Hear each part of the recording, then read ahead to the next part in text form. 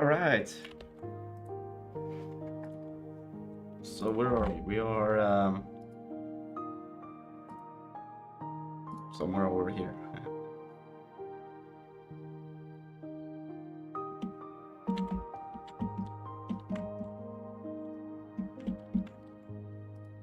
I was working on loading the textures, that's right.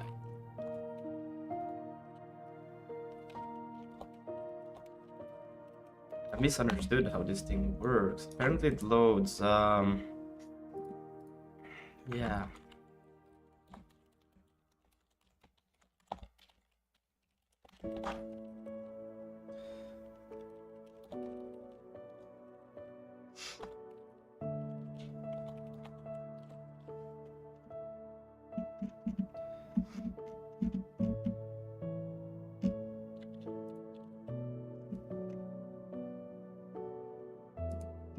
I'm gonna take this and we're gonna work on this one because that's the probably thing that I actually need. But we'll change a few other things. Why stream so late? It's early for me. It's 10 a.m. or early for me. Early and early. It's 10 a.m. for me right now. I was thinking about doing... I think I might stop doing videos for a while. Because for me right now, it's more important to get the project done. The videos are cool, but I get more out of doing the live streams than actually doing the videos, like the input-output ratio. So I think I will do live streams, focus more on live streams. I'll probably go midday and eat, and then I will stop the stream and get back when I have eaten. Or I would go gym or something like that. Yeah.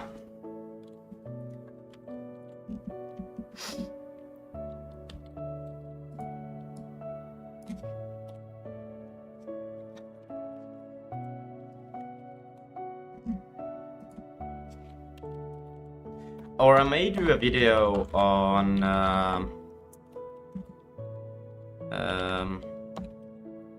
something smaller. Stream that spot.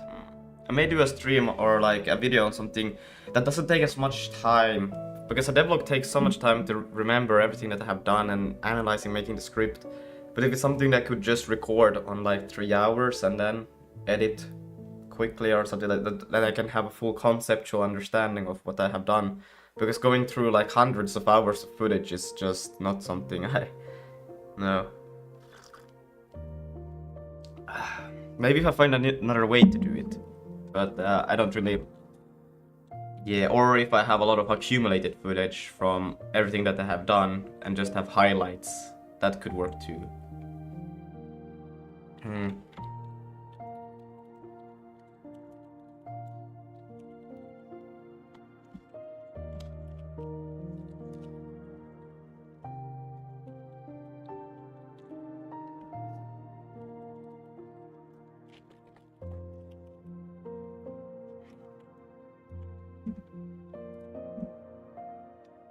Is there a buffer view in this thing?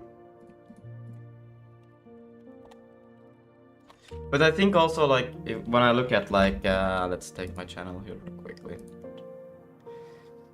It's fun. I like making the videos, but I think if I were to make something, I would like to make something I would like to watch a little bit more. But yeah, look, they're like 6 minutes long, 100 views about, while the live streams get 50. Well, okay, they have been quite low lately, but they usually get around 100 as well.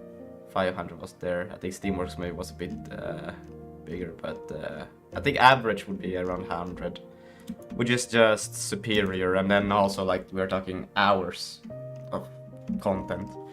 So I think I provide more with that, unless if I figure out how to make some video like these again.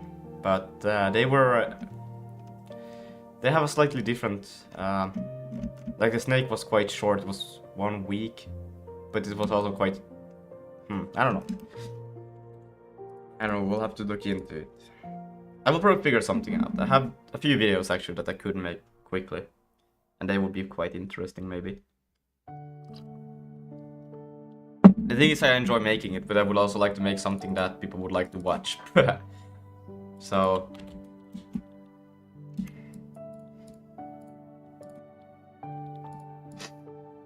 we're gonna go into this thing, and I want to read image. Also should do a Zig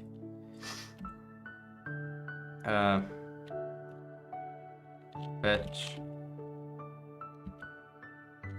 and we want to take the build that's on, and it's that set glbf this thing, and it's to the git that, yeah, this. Wait, is this mine branch? This is mine. So we actually have to go to GitHub, sync it.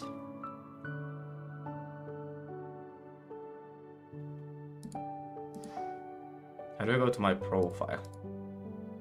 There.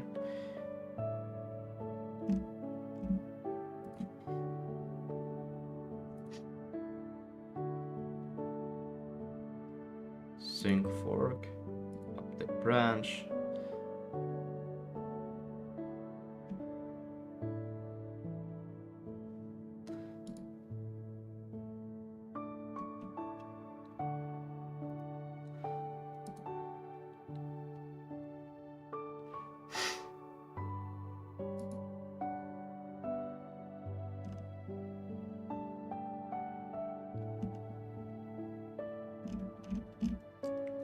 Yeah, we'll see. There will be a few things here, but now I should be able to do this, and I should take updated version of that. And this one is still, I just realized the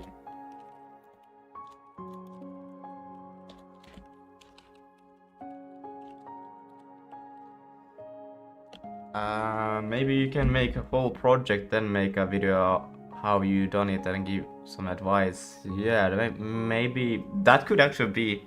Hello, Cheesecake is also in the Discord for this chat.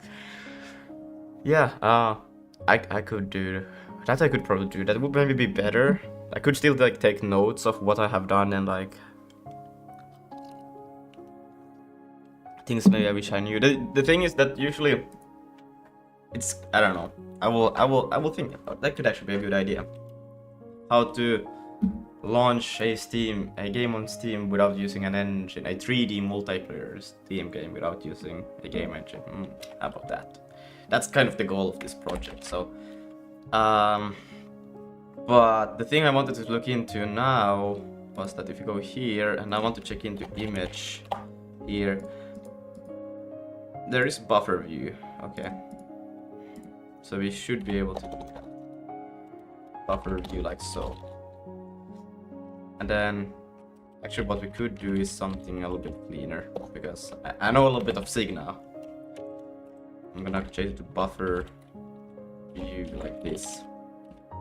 And then we don't need this.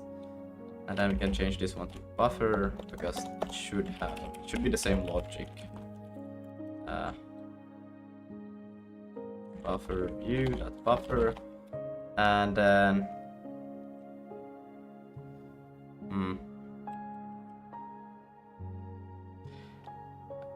we'll go with the assumption that this will be fine. And then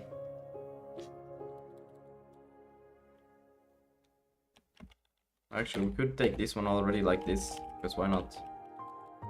We can just do this if is that one an optional? Okay, we'll do this, and I know how to do this. Ah, shit. We'll do a const buffer view dot buffer, and then we'll get it. I don't know if this is how you do it. Then we'll say buffer. Or this one, or else return. It's just cleaner, I feel. Error buffer.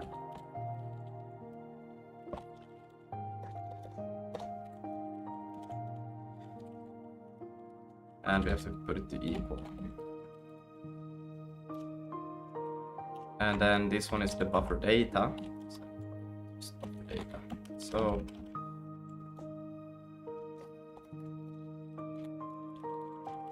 let's actually check, because this is just the C implementation. I should probably take a look at the... Let's go to buffer views there. Oh my god. And the buffer view will contain a buffer, which is just a index and not even an optional. So, I'm doing this wrong. Buffer view is though an optional over here. It's just an ID though. So buffer view is actually an index. Buffer view index. Should probably rename that. Index. So we'll actually have to get it from there. So we can do a const.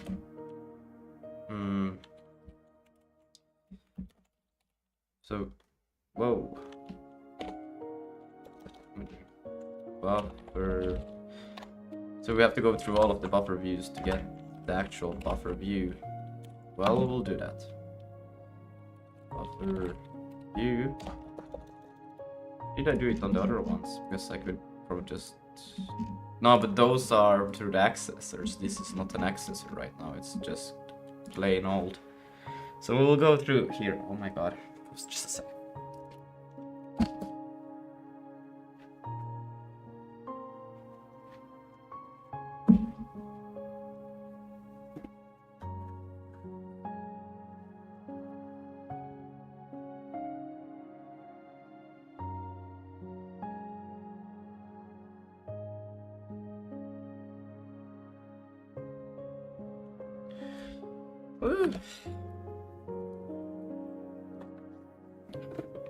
I'm not feeling too good, but what else am I supposed to lay in bed all day? Nah.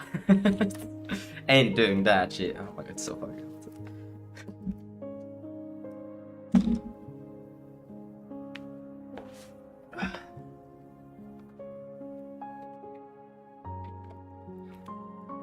There's shit that needs to get done. Woo! Let's get shit done. Okay. And this is probably gonna ask me if it's an optional, but if it's an optional, fuck, bro. I'm gonna go through buffer view index. We're gonna get the actual buffer view, so we'll get this thing. And with the buffer view index, we'll get a buffer index. So we could this is a... Yeah, so we do a const buffer. Buffer view buffer. Nah. But it's a buffer index as well. Index. So we go buffer view dot buffer. And then we can do const buffer and get the actual buffer from gbuffers. Which is also an optional. I'll probably store them in the beginning at the top. Because now I'm doing it so often this check right now. And it's a bit annoying, but whatever. Buffer index. There we will have it. So now we will have the buffer. So. And the buffer should have data.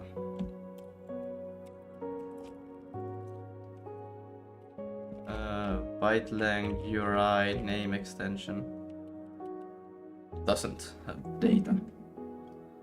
Where do I get the data from them? This is not right.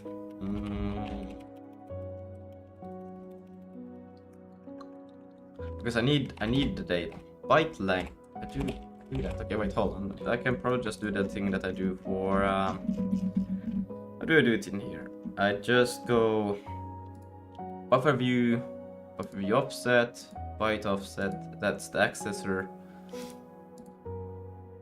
And then I do get the data by providing the offset to the buffer view, the amount of bytes, which is probably from the buffer only. So I don't know if there's an accessor to but is it from... Is the data from the binary then? Or is it, where do I get it from?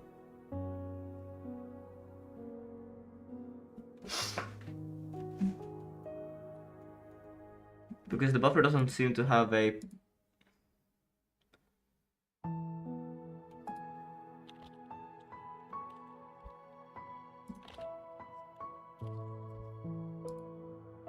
Name URI doesn't really help me here if that's...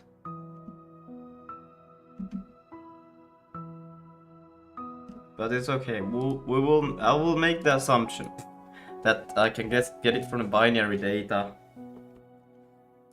and I will just take the buffer view offset. So const buffer view offset. Maybe we could just call it offset. Probably I could, but I'm not sure. Buffer view dot, and then buffer view here, bytes offset by offset, like so. No, it's not like so. It's like so.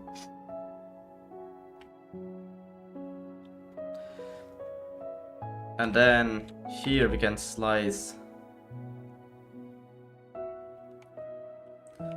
buffer view offset, and buffer view size. But is it buffer size or buffer view size? Because now, why do I have the buffer if buffer view is enough? That cannot be.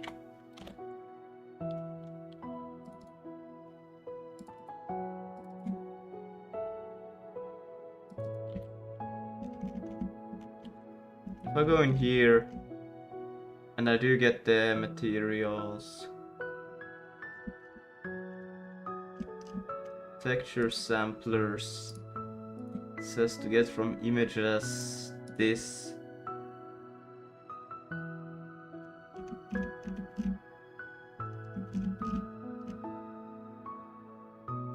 Do you have job? No, I don't have job.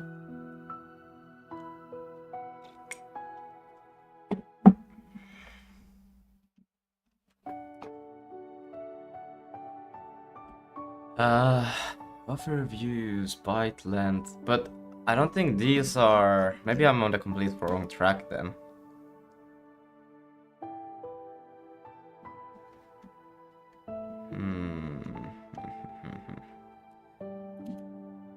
Because if base color textures, how does it...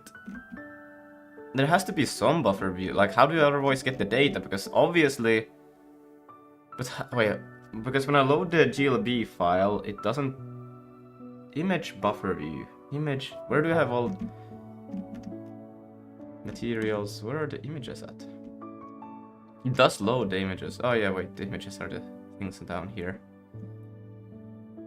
But yeah, in the GLB it's different. I cannot read it the same way that I do it here. Okay, we will have to see. I will just make this horrendous assumption. I think it's okay. We will just bytes offset load STB load from memory. Now we're pretty much doing the same thing, but this is yeah, okay.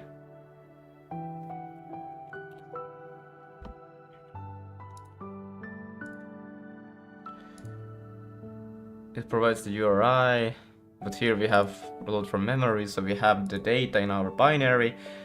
I would like to take offset pointer, intcast offset len. So I can just take the slice of the memory and then I could just pass it in there by pointer. Yeah, we'll do that. We'll take const, and I'm gonna assume I'm just gonna say the bytes like this, and it's gonna be equal to the binary data, and what the fuck, whatever. And we're gonna start off by the buffer view offset or bytes offset. I think I will call it bytes offset instead because this is so dumb. Bytes offset, yeah, bytes offset. And that's where we'll start. Then we'll go to the amount of bytes, and apparently that comes also from the const. Why do I even have the buffer if the buffer is not even relevant? I'm so confused. We'll see, it will probably crash and burn. Anyways, amount of byte length. Buffer view, and then I think it's called byte length as well in here, but it's not like this, it's like this. Let's take a look. Buffer view, it's byte length.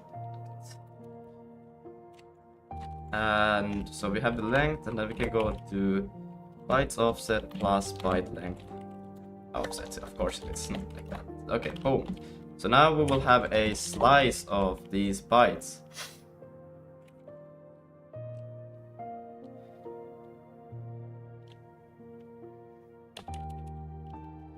And with the slice of these bytes, you can change it in here.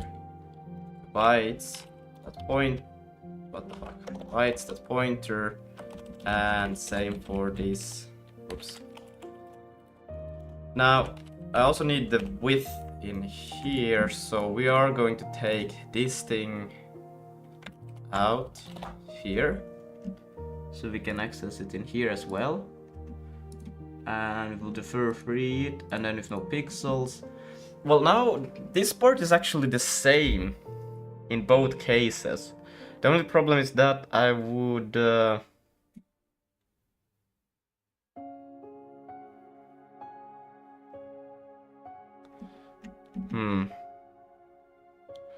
Okay, I think I have a smarter idea. We'll do this.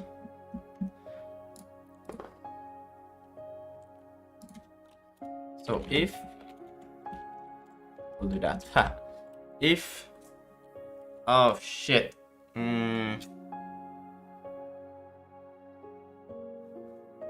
Because now I cannot take advantage of this anymore if I do that. Or I could. No, I couldn't. Because it's really convenient that doing this, but then I don't want to have this because this is literally the same code twice now. Okay.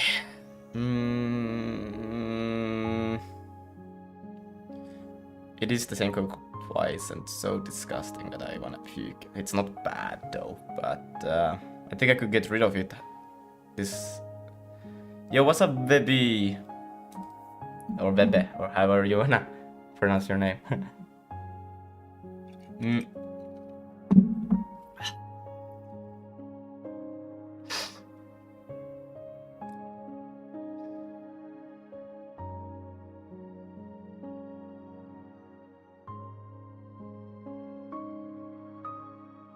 I think we'll do that.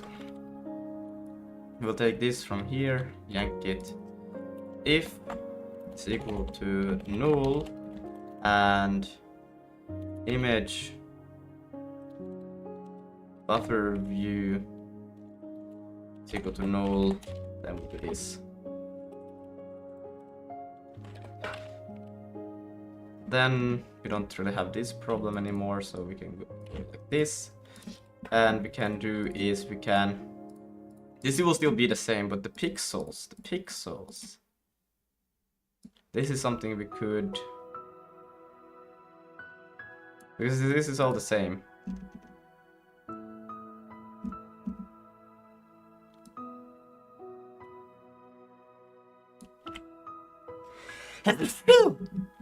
No matter which one we choose.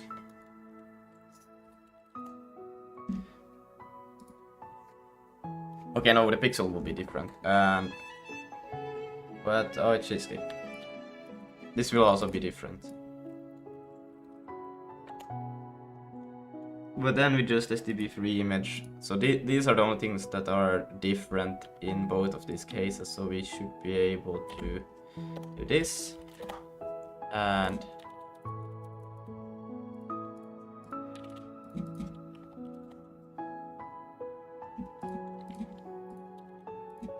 now we just need to load this into pictures, and that's just a C pointer, so we should be fine by just taking that over to here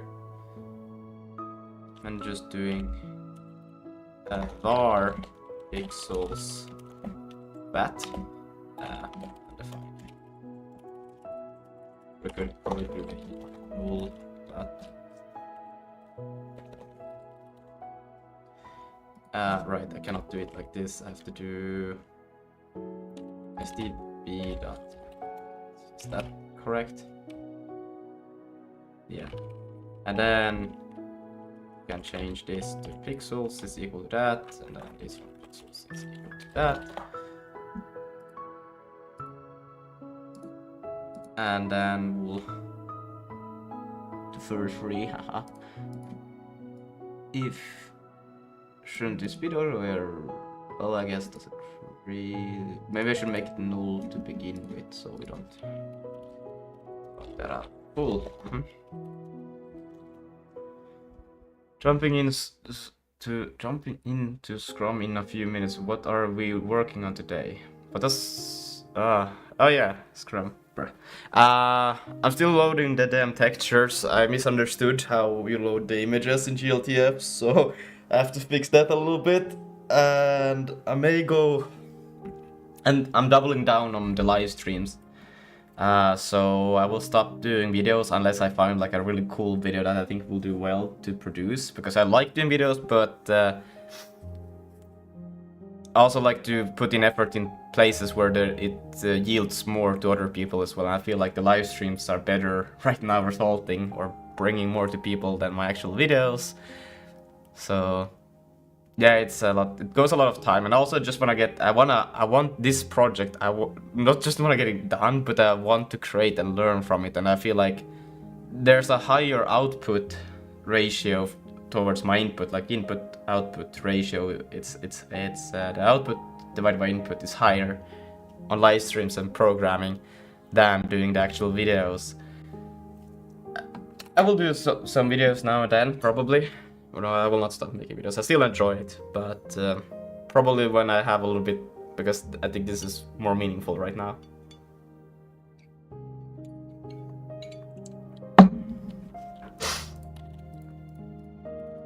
But yeah, I think this may be fine, and we may get this. Still gonna crash because I do have some other logic wrong, but I think I'm considering doing some devlog if my game ends up being something. Yeah, I see already you documenting on the project page, and it's really good. I haven't. It helps a lot when you go and make a video to have it also documented somewhere. All this stuff.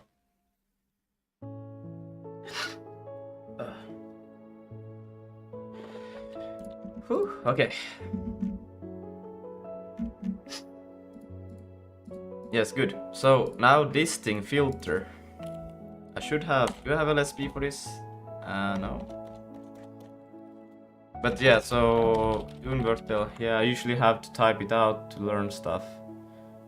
Yeah. I think Doonvertel now changed how sampler they got their. Actually, they became like an enum or something. Wait, hold on. Filter, mag filter here. Nearest and linearal. Yes, so it's just dot. No, I don't have the damn LSP. Nearest dot linearal. Linearal. Yeah. Wait. You're doing well. That's good. It is good.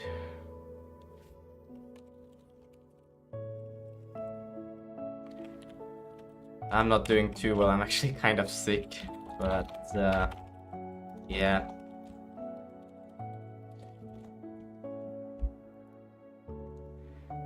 And then, oh, there is an else for this one.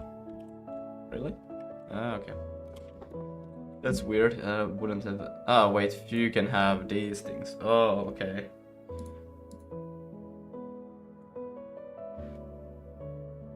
So my brother sent me something.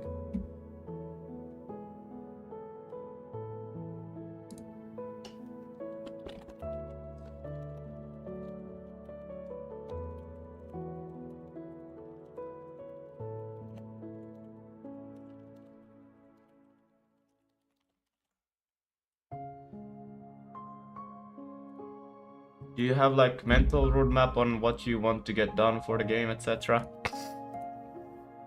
Yeah, like honestly, it's just a very Risk of Rain inspired game. Uh, like the prototype would be just on a planet that gets nothing extra about it. You have you and your friends. These are people, by the way. And then like 3 types of enemies and a portal. Some UI as well. And yeah. And then it kind of ends at the portal. Wouldn't go any further than that. That's the prototype. Then getting to the MVP would be a little bit more sophisticated planet generation and more planets to teleport to. Yeah, I forgot also a few items that are roguelike scaling. Yeah, game loop is roguelike.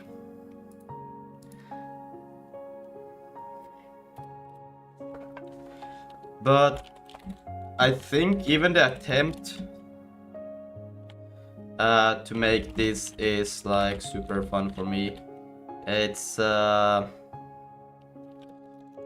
because I still have like a few other games I would like to make. One is an RTS. I don't know. I think I probably told it about this. Commander 2 and Planet Annihilation. I love this game. It's so freaking cool. And then also like this one. It's the same thing but on planets. And yeah. But this is like thousands of entities, right? So a little bit hard to handle, but it would be so fucking cool. I think you're a great prototype. Thank you, thank you. But yeah, so that's kind of like the idea. Wait, what is this map nearest? I think it's in just putting it nearest anyways.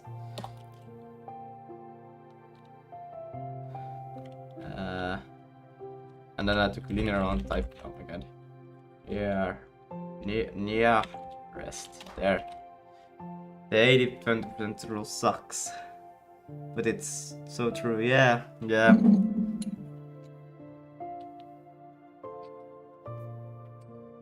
No.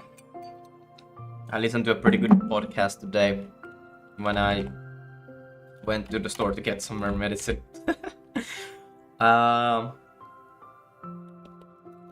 But wait. There are 2 kinds of nearest map, nearest linear map, nearest. Okay, you know what? I'm gonna just go with the else there. That's easier now. I'm getting so confused. We'll go like this. Yeah, a podcast about just. Oh wait, there's a map. Okay, that's why I'm confused now. Okay, because I'm supposed to do it to this thing. But yeah, yeah. It was just about finding kind of the thing you want to do, and like that's kind of thing you want to do, the thing you want to do most. You learn most when you do that, and that's what I was thinking. I like videos is like they're nice, but I really want to do this most of all, so I'm just gonna double down on it.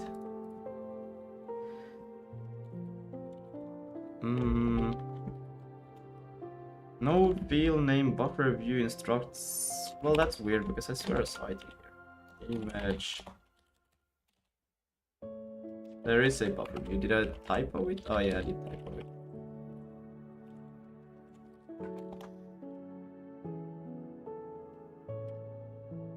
And then buffer view instruct GLTF. Is it buffer views?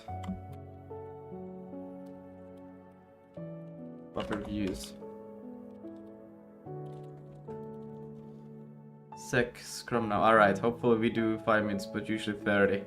Yeah, I should really should really get those. Any kind of meeting actually.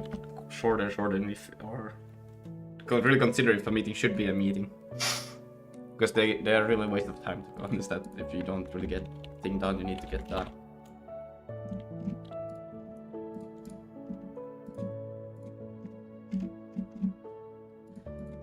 Alright, I think that will be good for now. Let's see how bad it crashes. Hello, penguin operator. Just want to see that. I was actually thinking, what if I were to... Right, I don't have a... No, what? Right, I didn't provide a... I was thinking, what if I were to... Because right now I'll just create an array of these GLTF models. And they, inside of them, contain an array of meshes and textures, right? Like this, these are now arrays of textures and meshes. But what if, instead of doing this, I just had an array of meshes, or a string hash array of meshes and textures and samplers outside of this in the Vulkan, like, instance, my Vulkan, whatever. And then when I load a GLTF, I would just append stuff to these things. And then you wouldn't have this horrendous hierarchy of shit here. Instead, you would just have a well, it would be, but it would be better, I think. I think it would be cleaner. And then you could also check if it already exists. It's probably a bad idea, but usually these things comes with a name. And if the name already exists, we'll just reuse that thing anyways. I think that would be better. Because this... that's what I hated most about my old implementation. I think we can see it in here. Is this monstrosity here. Per model you load in, you have like... I think it would be better to just have arrays of the things that are needed in the higher higher level manager, and this would just append stuff, so you would pass in the array and not store things in here. We also need the buffers. I just realized, where the fuck do I store the buffers? I just create them, but but these things would just exist outside. And same for the meshes, which I store as only one mesh right now for testing purposes. But yeah, I think that would be so much cleaner, so much better. And then when you destroy one, you would just, it's still a hash map, so you would still be able to map it, and it would just do a swap the same way I do with entities right now.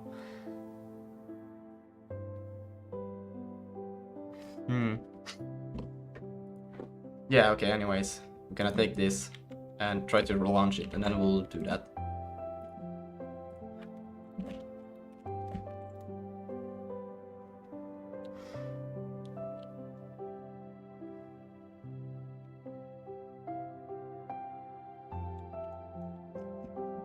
No, wait, it actually did work. Holy shit. It's a bit dark though. There. Wait, it's transparent. Don't make it transparent. No. But it works. It loads the model. Okay, great. Or the texture. Fantastic. I thought I would have a little bit more problems here, but it seems to be alright. A few... The Vulkan specific descriptor type combined image sampler has an image remember that was not created with sampler structure in the P next chain. Data size must be equal to the size of the descriptor type. Okay, I have something wrong in the descriptor type. It's fine for now. But we got this thing, and now I can also see that we need to do the... have to go into... what the fuck just happened? We have to go into asset shaders, and this is a fragment shader problem. Here. Yeah, because I don't want to do it on the... I don't want to do this. I think transparency can still... should not be affected by this. So how can I just apply the diffusion to the actual colors rather than the alpha channel? Because oh, I know how I could do this. I could just do x, y, z. Now this becomes a vec 3, so I will have to create a vec 4 out of this, and we'll do that, and then we'll do this. There. Isn't that how you would do it?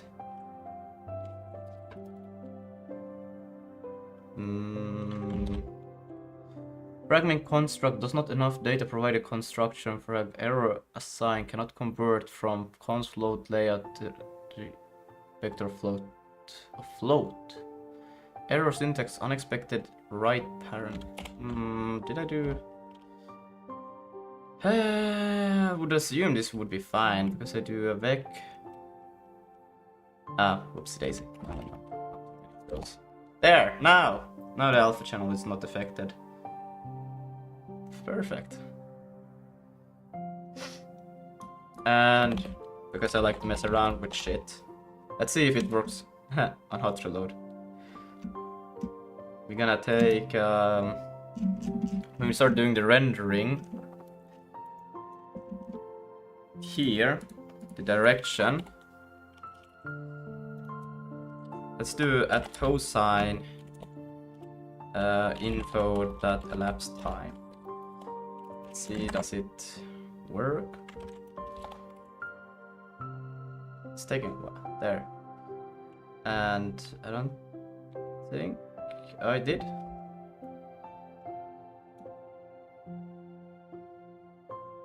I don't know, I can't tell for sure. That's the x-axis, so it should be going like... Well, depends on where the... Okay, yeah, this is way better transition between where you're at. And then if you go to the other side of the planet, it should be getting darker. Yeah. Awesome. It's perfect. We're getting there. Awesome. But I thought that should pass the elapsed time into the shader as well, but at least the hot reloading seems to work, which is great. But it should be going... Yeah, and okay, now it does it. Or it did. Yeah, you see it goes like back and forth, the light. And what we could do still is to... could do a sign of info that elapsed time. Oops, my bad. That sign, like so, and that should now also take it. Well, it didn't do it. It auto-loaded on the previous save. Yeah, I think it's a bit harder to see, maybe.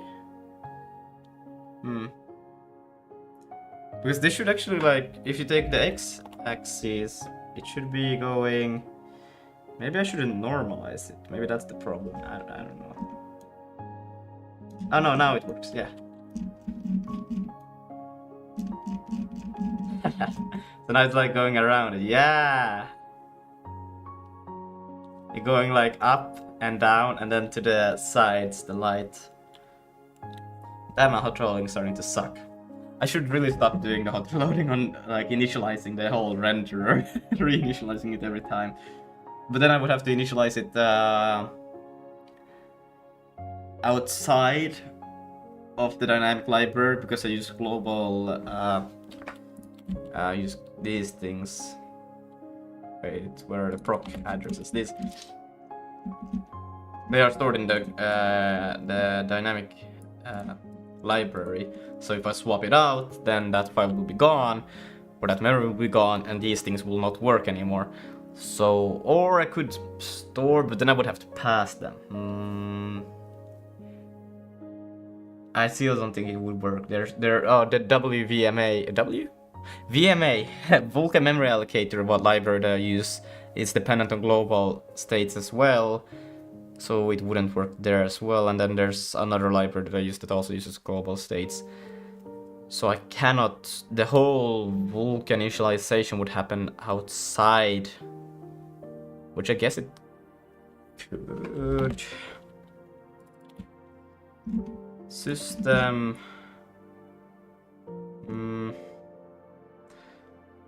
Well, I do have access to... Yeah, it could happen No, it could not.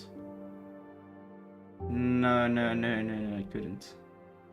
Well, I mean, I could make it happen outside, but I'm a bit unsure if I should. Maybe we'll... But it takes so much time to do a hot reload and reinitializing everything all the time when I could just And also when I used to do it because I wanted the assets to be hot reloadable. But right now they are on their own hot reloadable. Like if I did a change to the model, it would recognize it and reload my model right now.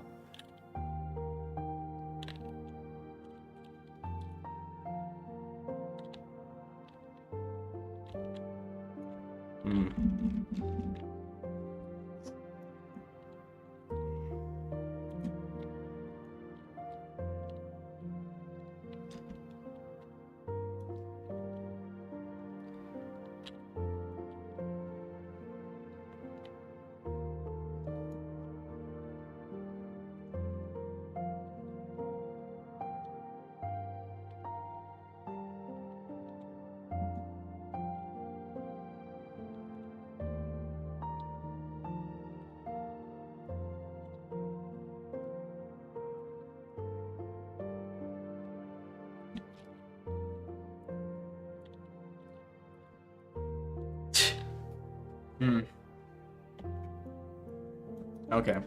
But I think we can start maybe to... Let's see what happens if I close the application. Will there be leaks? No, there's no leaks. Yo, what's up? Hey, I got textures. How about that? Yo. Yeah. Damn, fire. Yeah, for real, dog. Who's looking in? Yeah. So, how does it look now? Okay. I just closed it, man.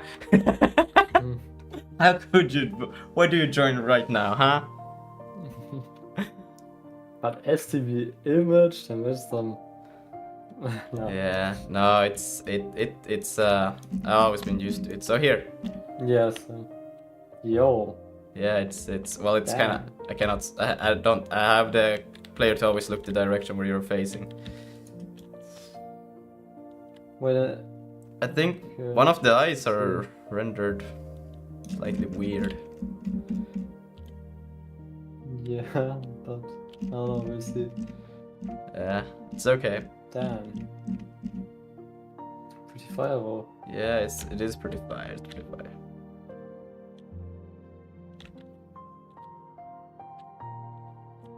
But yeah, that's the. What are you doing now?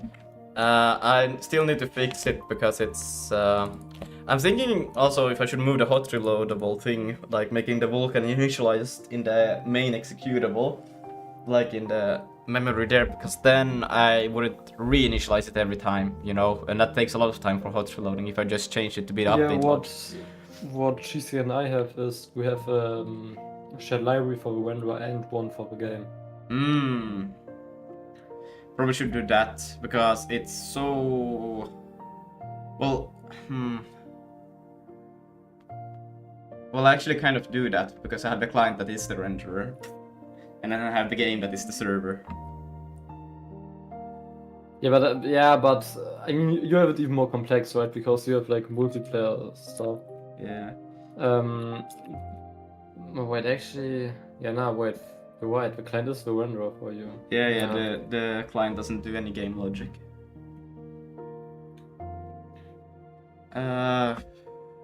But I could also. I was thinking if I could still initialize because that's what I do for the systems, right? I initialize. Here I have. Here this thing. This is just a world with an array list. But this is a bit easier to just do because this is just this exists also on hot reload. Like this doesn't vanish because that memory lives in the main executable. But the thing is that I have global states inside of the renderer, both my own and from VMA, and probably for something else as well. Vulkan headers maybe, shader C, I don't know. I don't think it uses that, but Steamworks definitely uses something. But that's no, that's fine because that one lives also outside. But yeah, because it's taking so much time to do the hot reload right now because it has to destroy everything in the renderer and then it have to reinitialize everything, and instead just swap out the update function would be so much more convenient. And also because I do have the shaders can hot reload on their own, they are not dependent on the renderer. Well, they do use the renderer internally to do the swapping, but same for the models. Like if I did a change in the models, they would update. So, yeah. Have to think about it. I think it's something that probably comes with time, kind of starting to see how we could do it. But right now, I think I want to fix this thing. It's more urgent than. Well, let's see. Base color. Let's remove the print there. I will fix this first because I still need to make it work with multiple meshes. Right now, I only do this for one mesh, and then I want to move these things out of here. I don't want them to be. Well, I'm not doing this properly because I still need to think about nodes and nodes for GLTF. I haven't considered nodes yet, but I guess no, nodes are fine because I would change it to be called GLTF scene, and then I would have nodes inside of it which will refer to these things that are outside. I want to store these ones outside of this thing.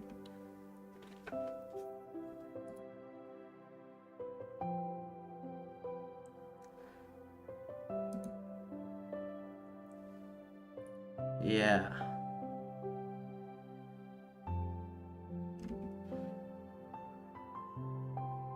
But let's fix these validations first. And then worry about those things. It's materials that I need to look into. Mesh primitive.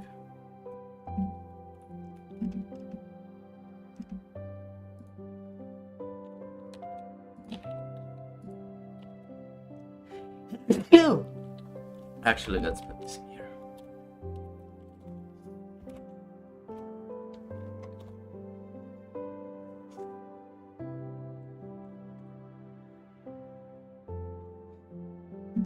So, whoa, I started that.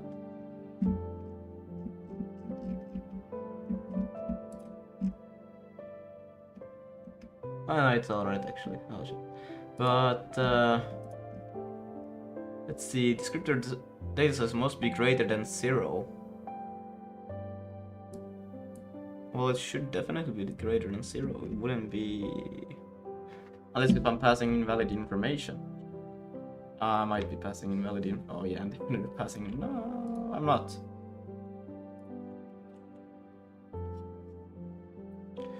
Because it comes from self...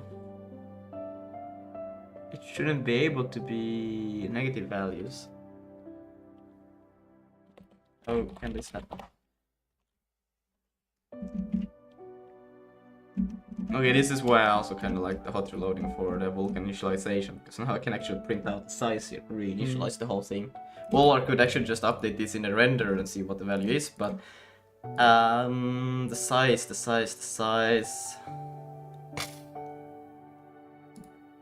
This is the wait, yeah, this is the one that it should be. Let's close this. That.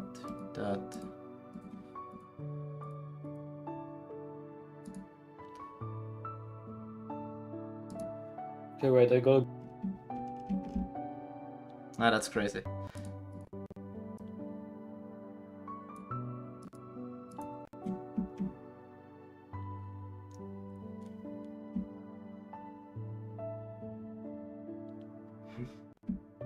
Oh, wait, I never assigned it, do I?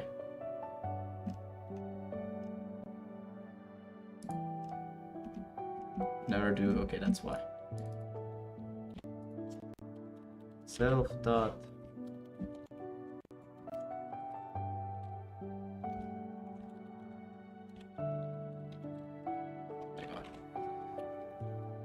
DB props.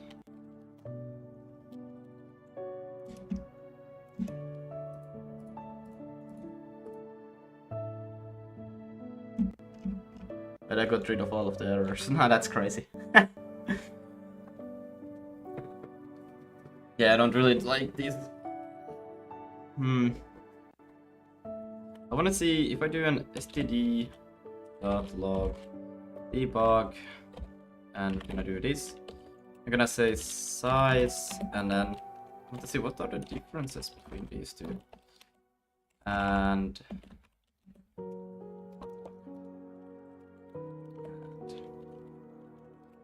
E. Oh my god. I cannot? Okay, great.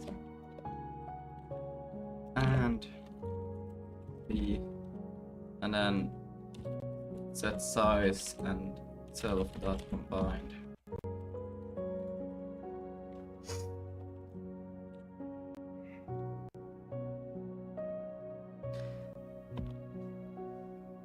Wait, what's wrong with this thing? Found right.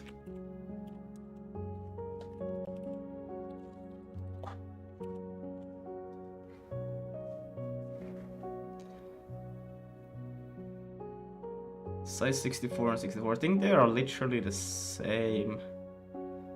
Image combining with sampler descriptor size. Okay. I think they're the same. But we're gonna confirm just wait. I think this Claude probably knows this actually. Let's see. Are these two the same? Let's see. I think they are. No matter the circumstances, and I could choose one or the other. You only pasted one line. Did you mean to compare the two snippets, or are you asking whether selves hold the same value at runtime? They're not necessarily the same, though they may happen to be equal in cases. Set size is the total size of the entire descriptor set layout returned by.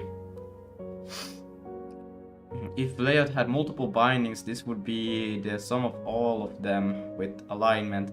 The size of a single descriptor from the physical device, descriptor buffer properties. They will be equal when your material layout contains exactly one combined image sampler, but if you ever add a second binding map sampler, that will grow, but combining descriptor size won't.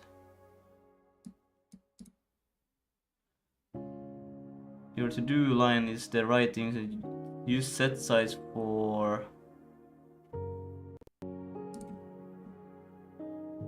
your to-do is use set size for allocating offsetting with the descriptor buffer, and combine your sampler only when you need per descriptor stride. So I should be using get descriptor.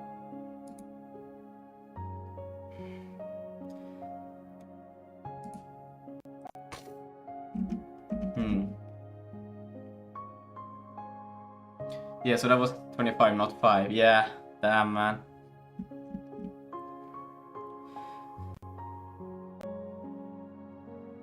Properties, set size, binding offset. What's this then binding offset if this is... Okay, this is our stride. Because the thing is that I want to kind of rethink is needing to pass them in here. I don't really like it. But I do need it when I do the material here. Because I do the set size for the buffer. Okay, that create buffer size to one descriptor set. Yes, that makes sense. And that comes from here when I get the set size for the layout. So I pass the layout and then how big that size needs to be. And then I do here, do this, and then where do I pass? Yeah, here I do this thing.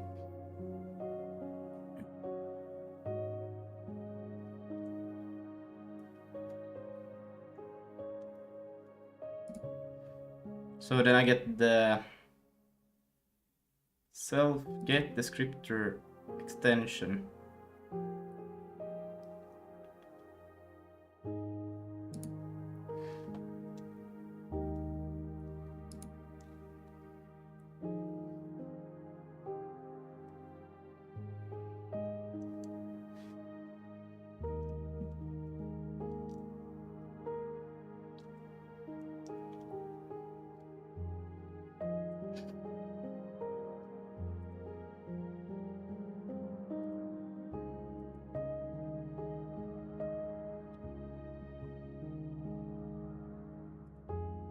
Do I even use the offset anywhere?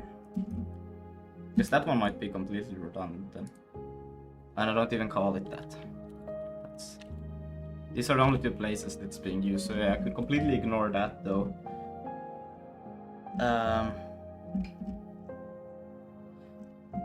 But yeah, I do the... Well, right now I only use the one and same... But I think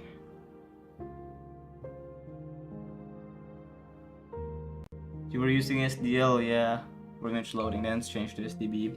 I like SDB, it's brilliant. Well, I haven't used many other ones. I have used SDL, and well, I guess also if you count Unity, Unreal, whatever they use.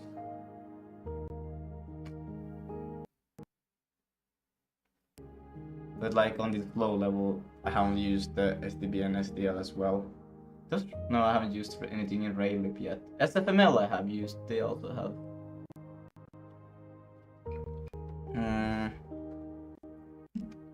Okay, but let's say, if I want to move this out, could I perhaps also... Well, I still want to provide a default...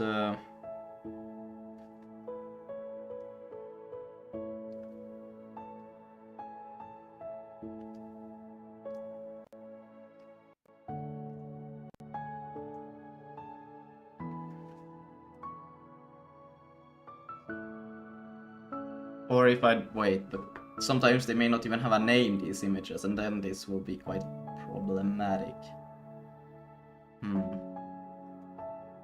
Maybe we'll just leave it like this then. But that means I just have to provide some basic information for the initialization, like default sampler, default textures, and these things when I initialize this thing as I have done before. So perhaps I will just create this structure that you pass in. Let's make it here at the... Is it at the top still? A public constant.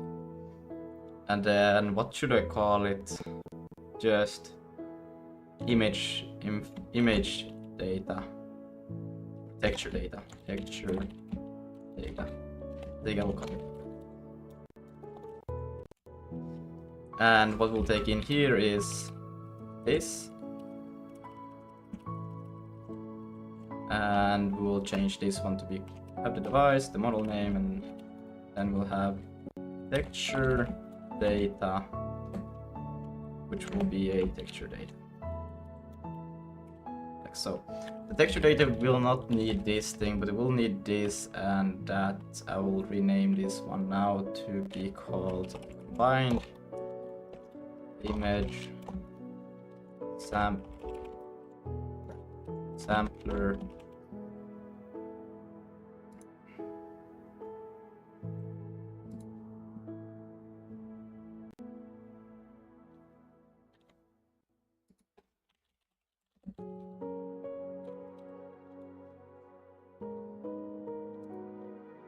okay. Descriptor. So combine image sampler descriptor size. It's just from how, but we and then we need a default texture data sampler. We'll just call it sampler CVK sampler, and then we need a image. These are like default values in case or actually, why do we do this? We could just pass the default. I don't need this. Do I need this? No, I don't need this. I will just immediately put the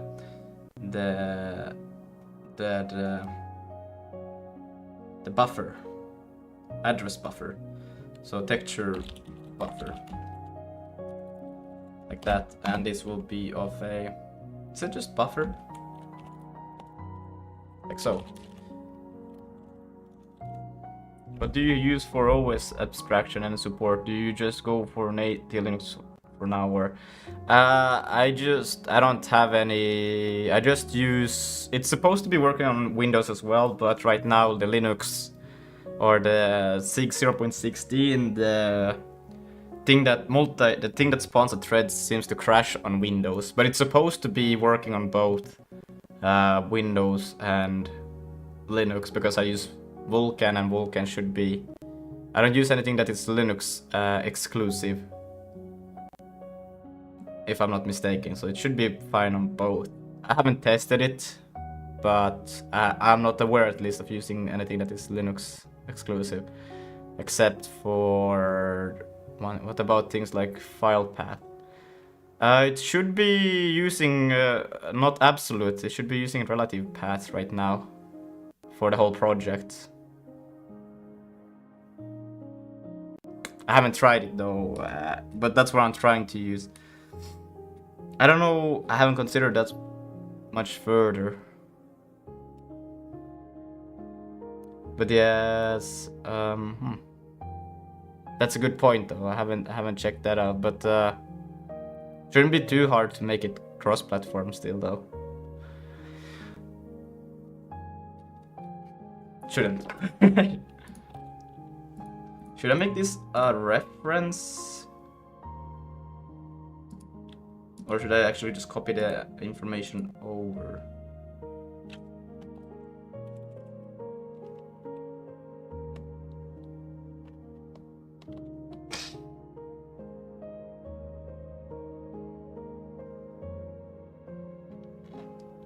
I'll take it over. And then we can get rid of this.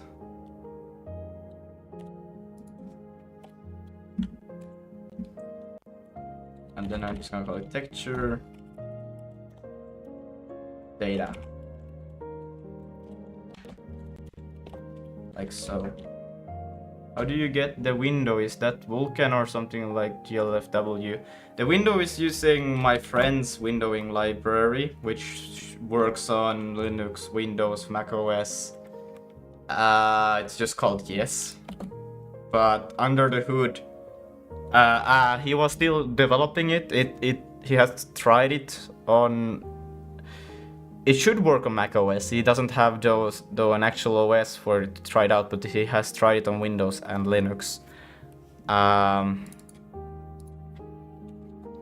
It's literally just called Yes. But I think I start it has an option to run with GLFW, so I run it with GLFW in the back. I haven't changed it since he has updated the whole thing. Okay, cool. How come you skipped SDL? Well, I don't know. Personally, I really like SDL, but there were some. I used that for mine. Yeah. I think it just I don't know. I think I kind of was forced to by everybody else on the server. They said it was too much bloat, and then also a lot of globals, state. What was it? Mainly people just forced me, actually. I don't really care as long as it works. And then when my friend started to use one windowing library that just seemed convenient, that I could just ask for new features if I needed something, it was just what I needed, kind of. So friend here is Harold, by the way.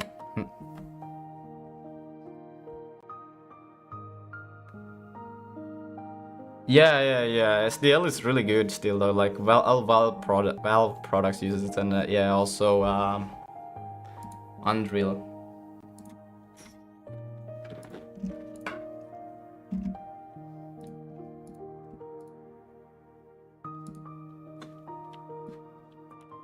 Oops, too many. The texture data is gonna be equal to texture data, like so. So we'll get this. Well, what do I call it? I could just call it buffer. I don't have to call it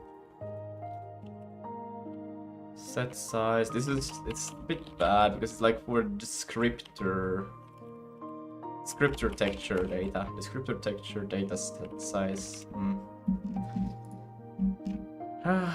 Well, let's go to Vulkan, save once, and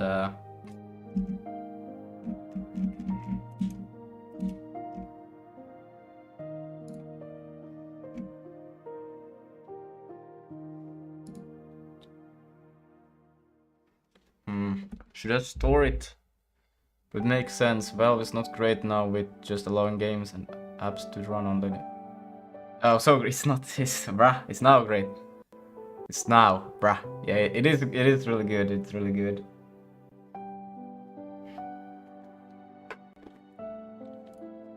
We'll see. It's not my primary concern though yet, the cross-platform stuff.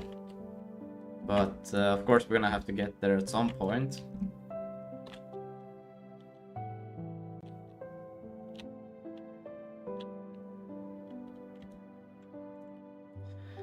Let's see, I'm gonna change the... Should I take this already?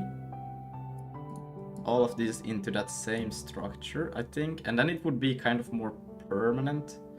I even installed regular apps that has no Linux support because it just works via Proton. Yeah. And you know what's one of the best things with this? With Linux? You can't even run League of Legends. Descriptor buffer, descriptor... Yeah, this is more like a descriptor kind of thing. Maybe I should change it. Be a descriptor.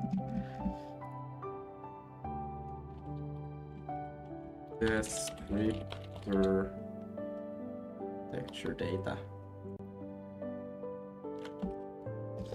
Descriptor texture. Let's do that. So it will... It is data. Yes, I really dislike this. I'm gonna just go for it actually. I don't have to think about anything. I will just go for it. Fuck it. I will halt progress now due to the upcoming game launch this weekend.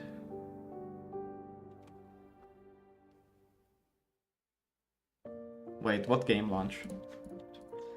I think this will actually be a permanent thing, just... Or is it still temporary? Trying to figure shit out. Okay, we'll call it still. Hello, super early stream today, huh? Yeah. Hello, Tong Hang. PoE 2 has big patch. What is PoE?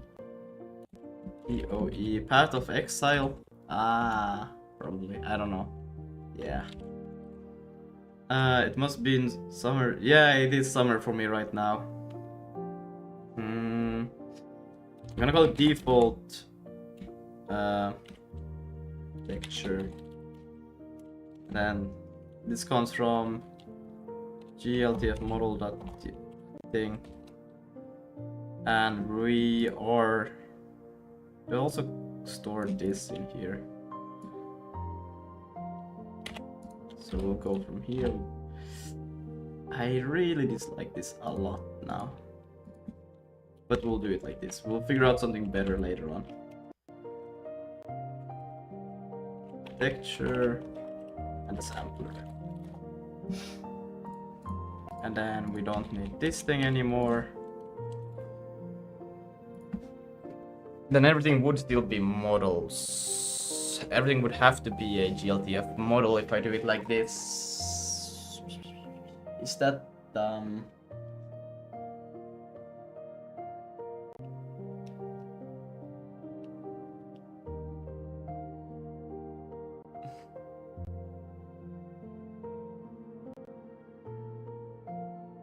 I don't think it would be too... I think we could still take things out from here.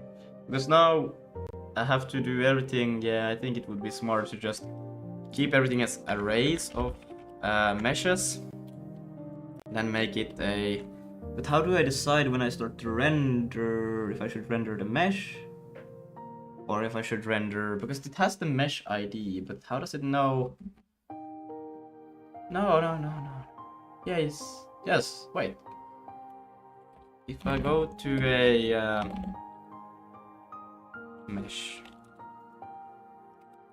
mesh has a material index. So yeah, it would just make more sense to store meshes in an array, which then refers to the material array. I don't have material instance anymore, so you can remove that. And then that would be just taking from... Yeah, and then if there's just some weird... If there is no material, but there should always be the default material. But I don't want to make a check for that, so I think it's just smartest to just have an array of all the meshes and all of the... And then everything would just reference by an index handle. Yeah.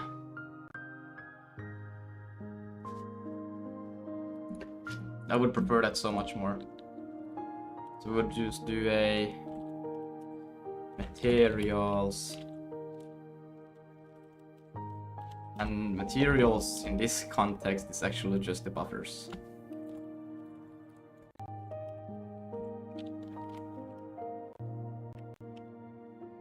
Yeah, you should have the default neon pink material. Yeah. Or actually the checkerboard, you know?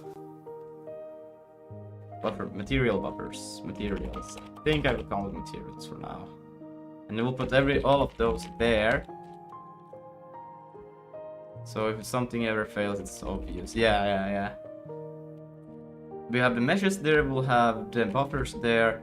And the samplers, will they even be... After I've created, I need to live somewhere. The samplers, right? Because I just...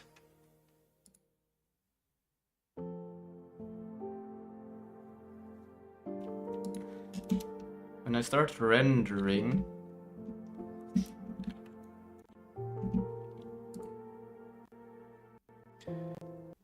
Buffer device address... Do I need...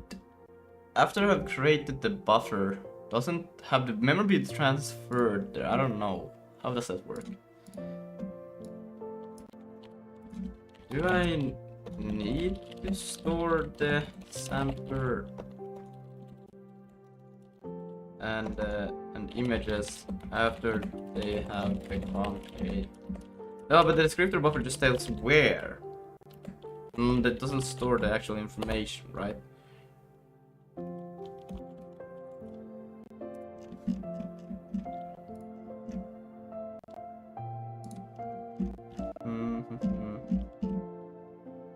New buffer. Yes, you must keep them alive. The descriptor buffer stores opaque descriptor data that refers to the underlying VK sampler and VK image handles internally. If you destroy those objects, well, the GPU still refers. Yeah.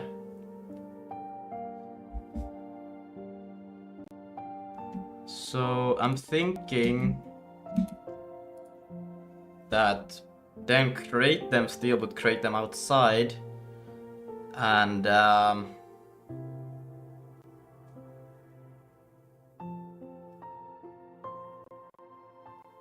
make them an array hash map, so still access them. We'll try it. Let's see how bad this can go. I think it will be cleaner. Actually, let's ask AI. Maybe it has a smarter idea, but I have done so that the GLDF model stores the meshes, samplers, images, buffers it needs. Thinking moving them outside the Vulkan and Zig. All meshes, etc. there instead. Accessing them by handle by ID slash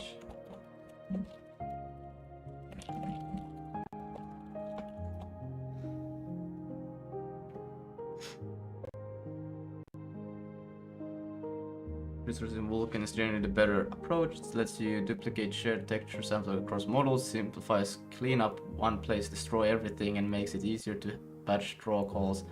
So you need to manage handles, indices, and in this direction adds a bit of complexity. I'd recommend starting simple, store them in array list on Vulkan and Zig, and so yeah, okay, so we'll do that. It seems it's justified by AI, okay? We'll take it away from here. And we'll go up to here, and so we'll have, oops, and then this will not be called buffers. We'll have the meshes,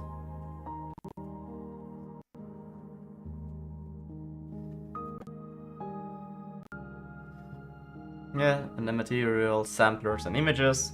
This makes sense. I think this makes perfect sense to be in the Vulkan top level thing. And here it felt a bit weird. And then texture data. What should we actually call this thing? Could there be a better name? Because this will now become a pointer. And a const. No, wait, we'll actually modify it. We do want the pointer of it because we will. Or the pointer cannot be changed, but the thing inside of it should be changed. Or like the, yeah, you guys get me. Wait, am I doing this the wrong way? Oh. But we'll take all of this. This is kind of like expected. Alright, we do not do this. Boom, boom, boom.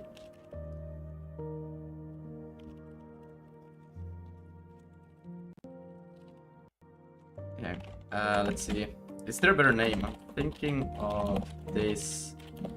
I load a model as the arrays, so more if needed, and default buffer for when. Oh no, texture is there. Let's see. Because I'm thinking maybe there should be a better naming for the structure, but let's see if it thinks that's maybe it probably knows something that is, because I'm feeling a bit unsure about the name. A couple of issues with this. Name is misleading. This holds meshes, materials, descriptor, etc. Something like render resources, model context. Okay, yeah, that's way better name. That was gonna be my second question for this, but yeah, that's let's do that. Good. And I took the wrong thing. Brah. Rename it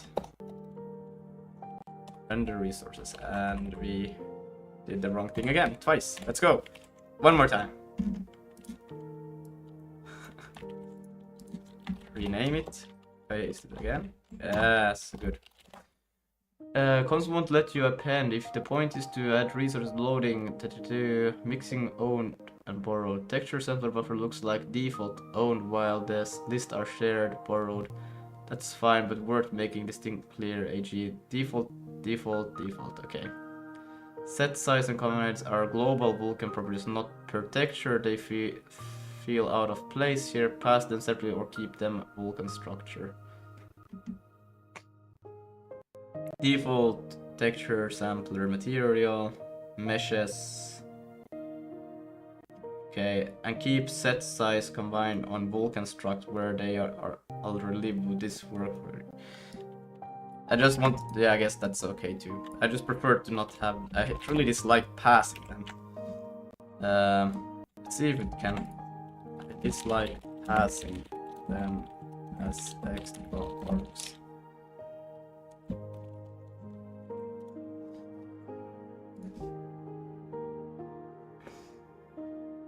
Then keep them in struct. It's pragmatic call and bounding everything in the model loader needs into an org. It's cleaner than a long parameter. It's just renamed to make struct purpose clear.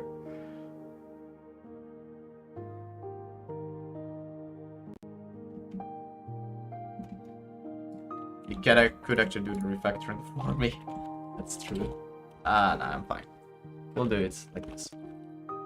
And then we'll have the default stuff here, and then we'll append it to here, access them by handle ID. Probably look. But now, how do I. But no, I stored a name, but. I switch to a string arrays to access by name instead. Or how else could I check for? Well, actually, it wouldn't be that bad to just duplicate stuff. Nah, wouldn't. Let's just go with this. This is simple.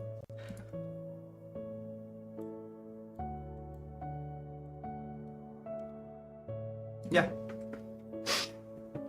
Okay.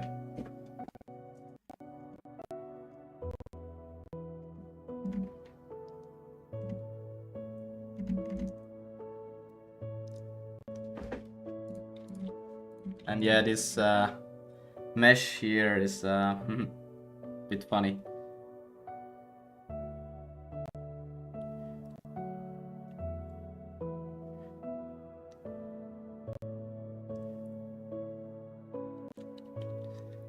Let's change that to this.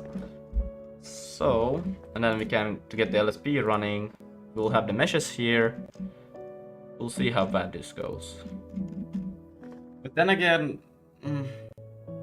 we need an array of GLTF models that would refer to these things. Yes. Yes. That's... Yes. And then okay, we'll see how this goes. What the fuck happened here?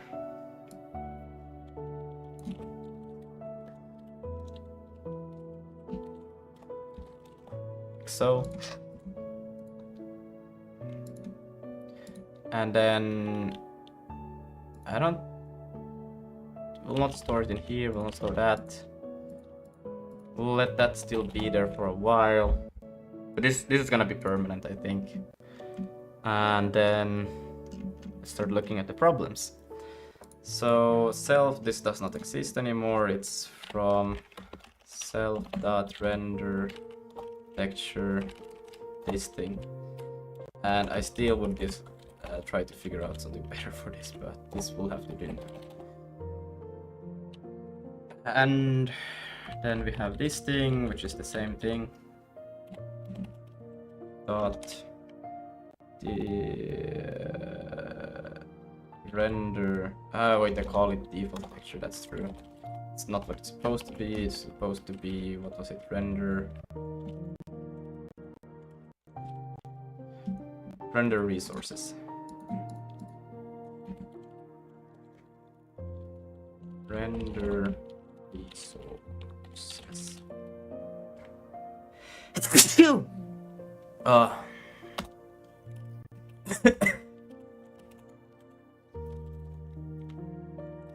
Right, it doesn't hot reload yet. This thing I still... Do I need it? Let's see if I do this. Oops.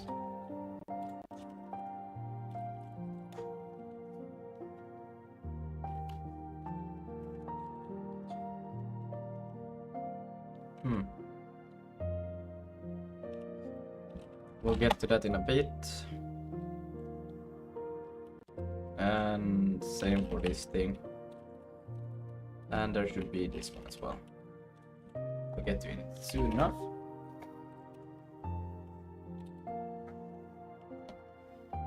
And then there is... Right.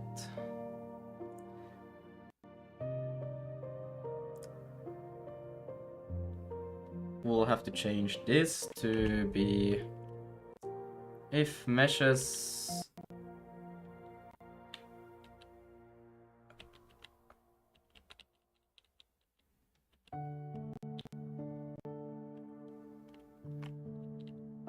right, and then here mesh if camera, then I will get the model which should have a reference to but it doesn't, so we'll just quickly do this. We'll ignore it real quick. Shit, I cannot do that. Let's just do a const mesh self dot meshes items, and we'll access it mesh ID.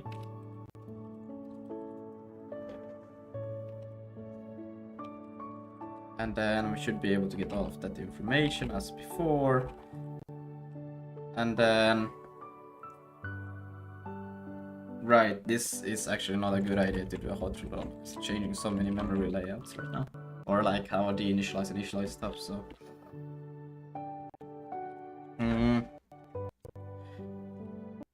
Then...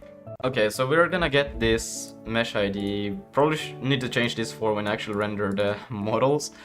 But for now we're just gonna get we're gonna get the entity mesh ID, and we're gonna be able to render that one mesh.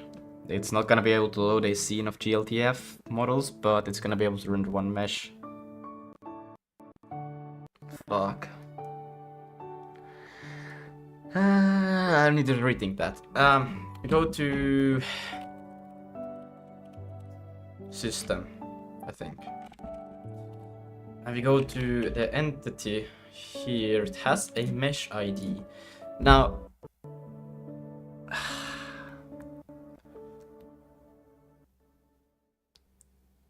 fuck. Because if it's a GLTF, there's more to it than just. Maybe I just should call it a scene. Everything, even though it's a mesh, but it can still load a scene of meshes. Or how should I do this?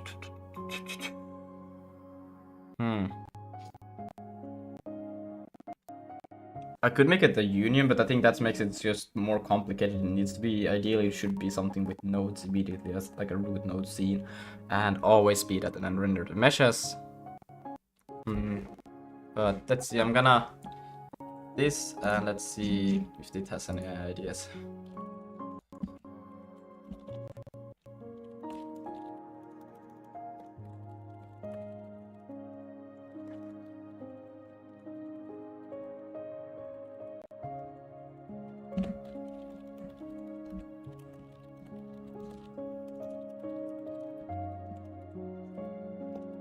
Hello, Kayal.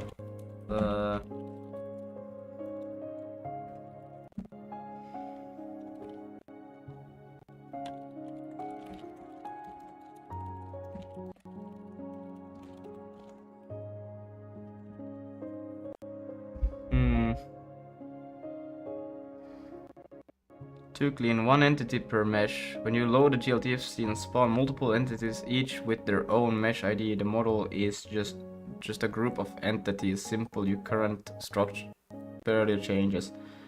That could work. Mesh range. Replace the single mesh with a start index count into your central mesh. Start mesh count. I'd go with 8. It keeps entity simple, works naturally with your ECS like flags, and you can still group them by shared parent ID or model ID. If you need to move them together, GL15 is already a node tree. Each node with a mesh becomes an entity, and you apply the node transform. Streams get early than ever. Yeah, it's quite early today. I mean, I guess I could do what it says, but yeah, because actually the only that could actually work when I think about it. That would be quite funny, because the renderer is again just responsible, or client is only responsible for rendering. Would it be too crazy? And I still would also probably like to have a global and local transform anyways. And then... But... would be a bit weird, because the animation system, well...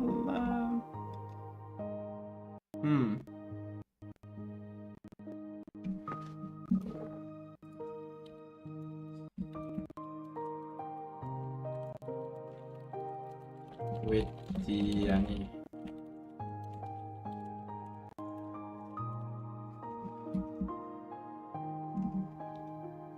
Good point. If animation transform nodes that are parents of multiple meshes, you need to hierarchy independent entities lose that. You could add a parent reference, parent U32, where the value is another entity ID. When evaluating animation, you walk the parent chain to build the final transform. But at the point, you're rebuilding a scene graph inside your ECS, which gets messy. Yeah. Option B, mesh range, is simpler for animation. One entity owns the whole mode.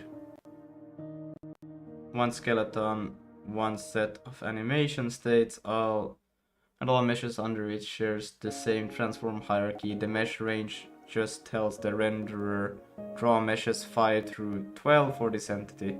Though with skeletal animation, each mesh is really driven by the bone transform, not the entity transform directly.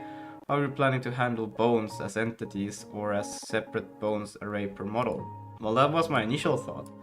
But this actually gave an idea. What if I didn't? What if I had every single thing?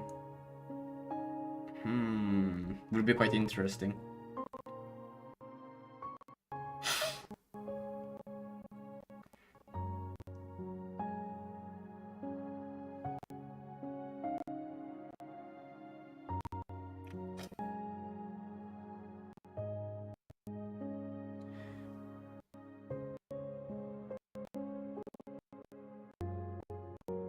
Or maybe I just do the GLTF. We do this. I think I know what to do. And we change it to GLTF or a scene. Or if we change the mesh ID to be a scene ID.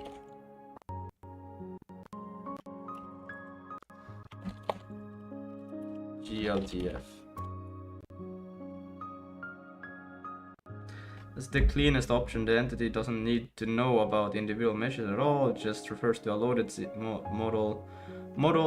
The model ID points into your central render source where the scene meshes, materials, textures, and skeletons all live together.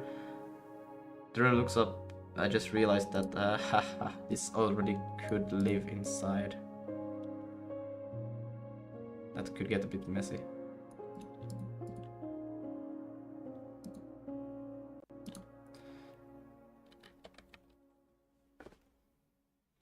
Well, whatever.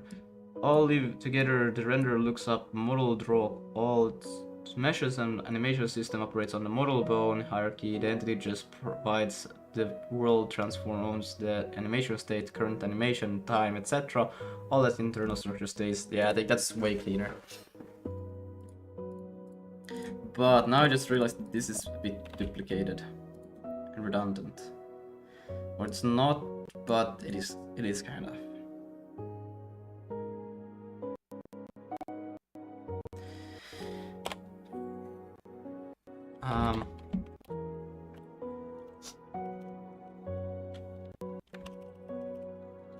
Why don't I just I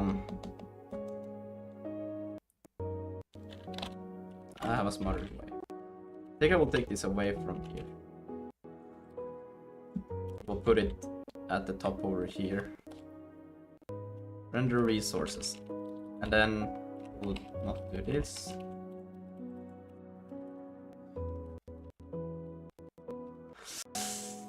Yikes, but then I would have to always... But it would be so much cleaner.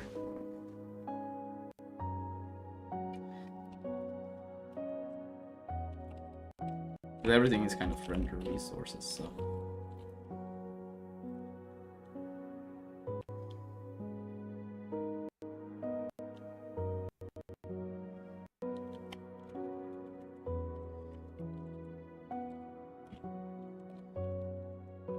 Let's see, I'm gonna ask this.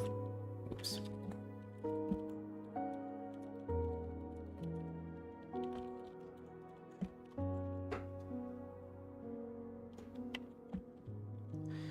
You know, the rail is directly on the structure instead of a pointer, simpler lifetime node indirect. Sits naturally alongside the other Vulkan state. When loading models, you just pass and it can append to the list and read the descriptor size. Yeah, okay.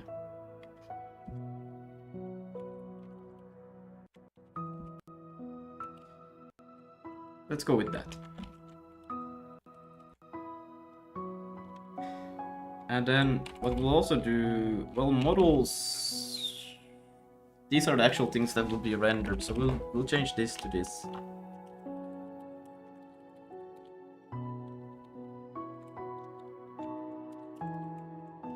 And make them pointers. I think I will just call them GTF models.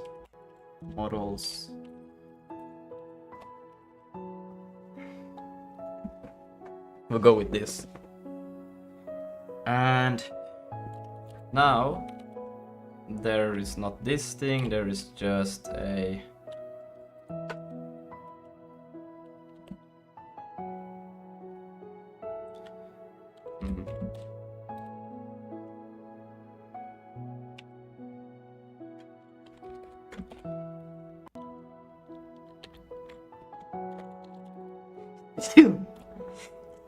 Whoa. Hmm.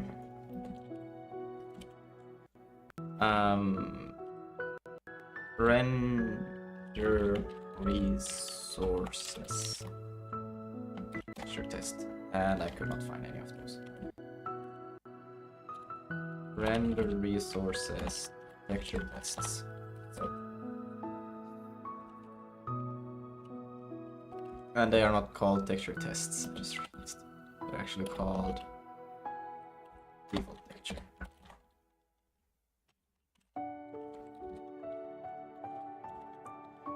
And then same for this thing. Let's hide it. And then just take the render resources dot default sampler.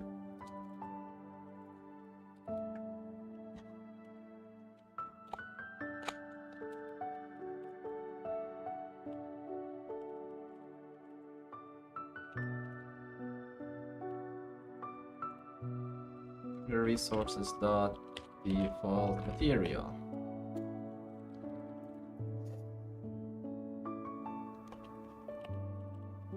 And this one, I think this one is just render resource that set size.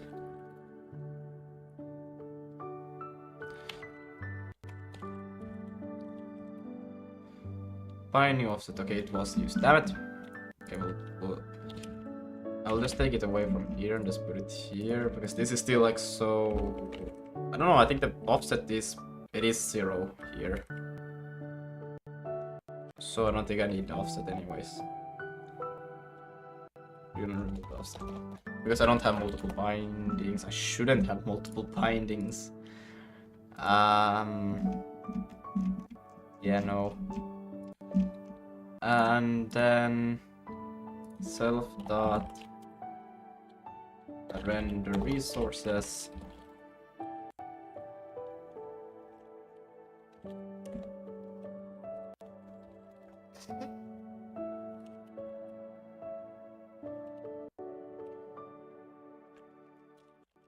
Let's take this one up here when we actually get the information.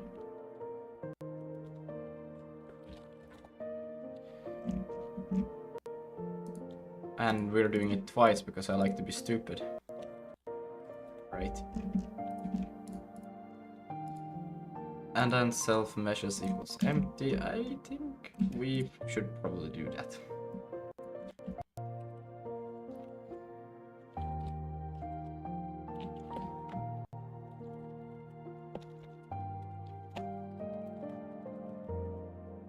And this one should also be empty.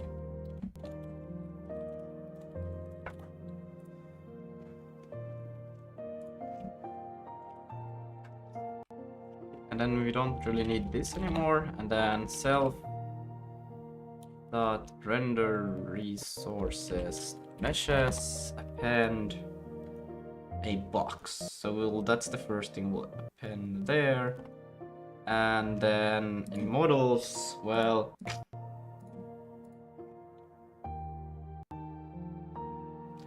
let's render everything as boso. Let's not even do this. So then we don't have to worry about rendering something that doesn't exist. The default thing will just be boso for now. And then we'll take this thing. We'll change how this thing works before. Oh shit! Cannot even do that. Create model. And this thing will now come from the root. But I think we can do this. Const render resources is equal to import dot backslash Vulkan.zig, and we'll say resource. So, and this will actually be a pointer. So we'll have to take in a pointer as well over here. So, and then when we initialize it, we'll first of all rename this to be render resources, and So, what did I just do? Yeah, that. We'll go to name, line. Forgot to do the dot. It will be equal to render resources, like almost like so. So, yeah. And then we can continue in here. Actually, wait, I fucked up. Because I want to change the signature. I think I'm gonna take the Vulkan memory allocator to another device, asset server, the name, and the resources. I think the resources are fine after the name. Maybe.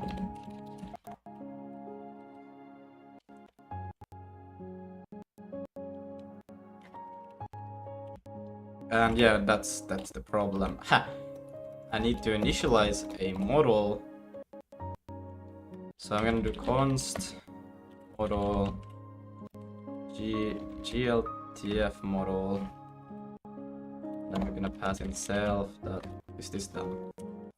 Maybe I have to rethink this slightly. Then reference to it. Yeah, okay. So that should create it, but no, that's fine. Did you grab the news that you left for? Yeah, I did. I changed it here to use the enums. I still don't get LSP for this, which sucks ass, but it is there. Like I have to always go in here and just look at how do you do the stuff. And then we do self.resource. No wait, this is actually just models. Models.append.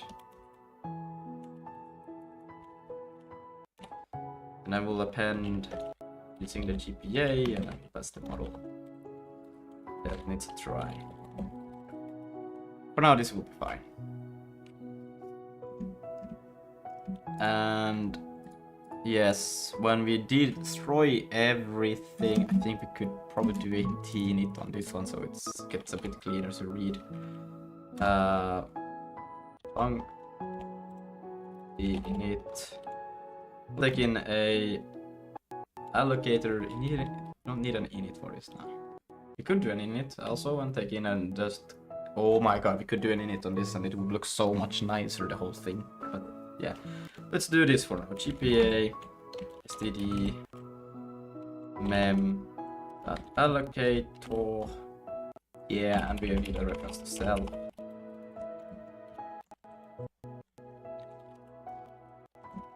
And then what we're gonna do in here, we have to destroy all of these things. So we're gonna do that. We're gonna do self dot default texture. It's just an image, so it's just dinit, and we need a memory, Vulkan memory allocator as well. Okay, great. And we need the devices also. Damn it. Okay, VMA, and then a device. So, and then we'll change that to just be taking in the VMA and the device. So self dot, okay, but this one is just more of a wait, init here. You can actually take this because this is the same thing, it's just not moved, so it's easier to use, like so. And the thing I just did was the default texture. We still have to make the material and the sampler. Maybe I take the, we'll take first the material, then the texture, then the sampler. Self dot default material dinit, and then we take the texture, and then the sampler will go bye. Maybe I should make an abstraction for sampler. No, I shouldn't. That doesn't make sense.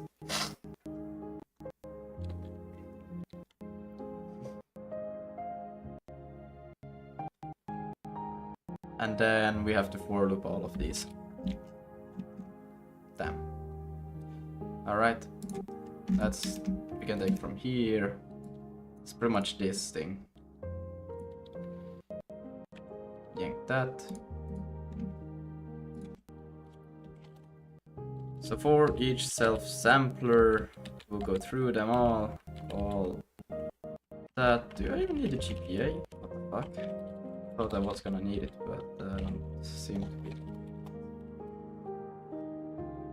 Maybe if I do unmanaged, but just gonna have that space there. So each sampler, let's actually change the order. I prefer to take the higher level objects, structures first.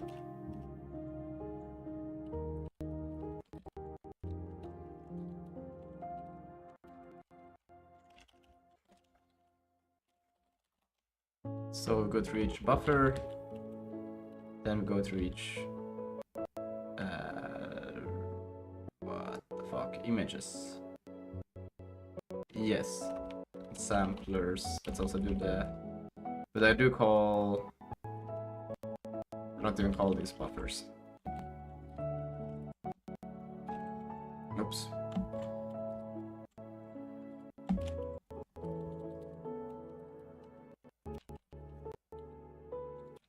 Wait, what did I do now? Oh wait, ah, that's why I was like, what happened? Okay, buffers, because there should be 3 of the. Oh wait, this is buffer. This is just called materials. Even though there are buffers, but maybe I should call it buffer, material buffer. Material. I should create another abstraction of it. We'll see. But yeah, we'll have all of this. We also need to destroy the meshes.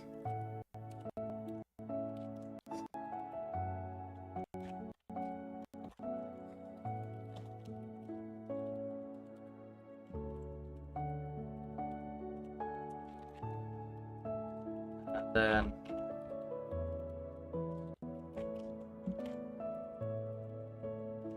mesh.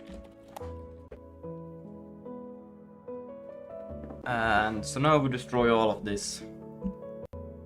Cleanly here. We should probably be able to take all of this also and move it into the init. And also the default, I think we should do that. I just dislike maybe having this in this file now, but render resources, I think it's quite nice. Let's do an init.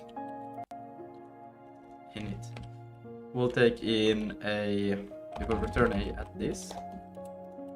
Do this one even need an error? It doesn't even need an error.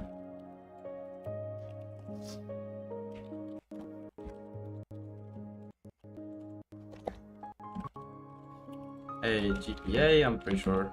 STD mem allocator. And that we'll need the physical device, so physical device. I think we need a physical device, and then logical device, which is just device. Device. And we'll take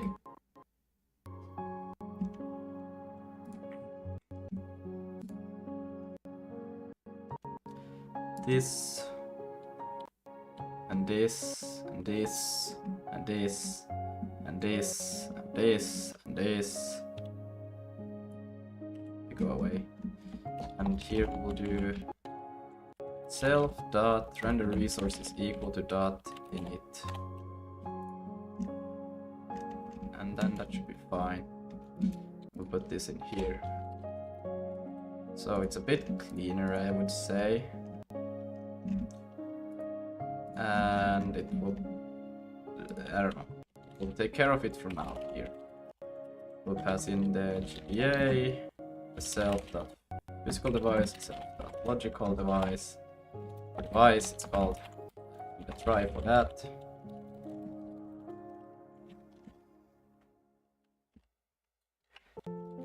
And then we can go back here, and now we don't need this thing anymore.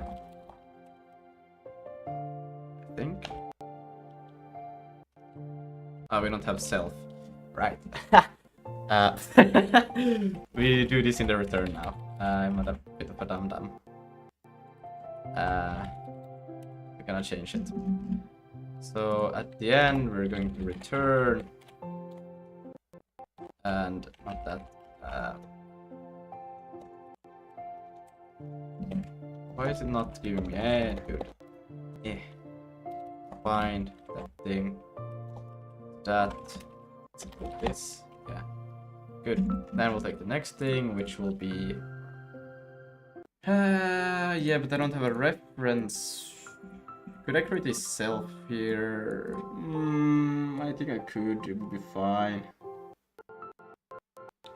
Temporarily, it could work.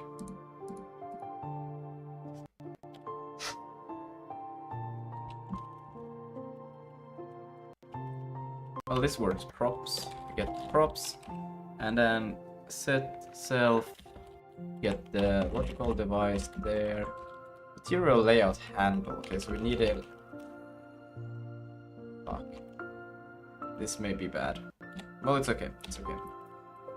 At least it's still in the like Vulkan main file, so I'm okay with it. But I think it's still an upgrade. It's still an upgrade. It's still bad, but it's an upgrade.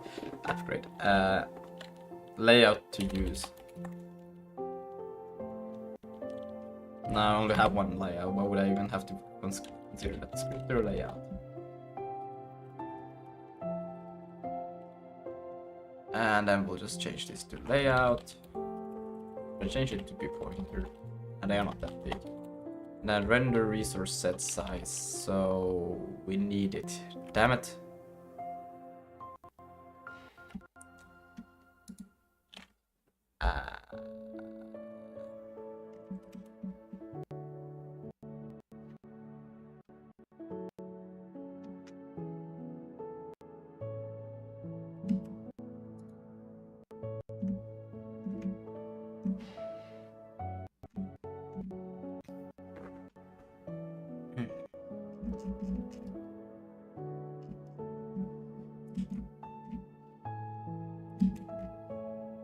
This could almost become its own kind of file. This one's so huge. That size.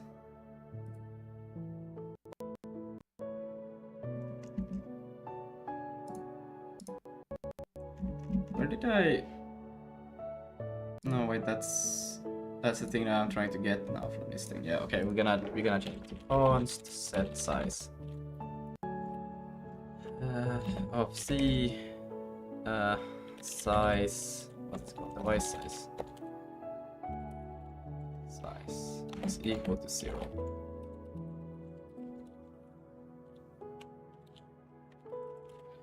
And set size. I have to just remember to take it. I can probably do it here now. Set size is equal to set size. And like that. And then self-render resource default texture. This we can move to just be this, unless if it's needed. Woohoo! Okay. It's okay. It's okay. It's no problem. Const default texture, and it's just gonna be image. And then all of instances of self. Oh. So VMA. Okay, we need to take in VMA. VMA. VMA. Oh my god. And then render default texture. And that also has to get rid of this thing, that thing.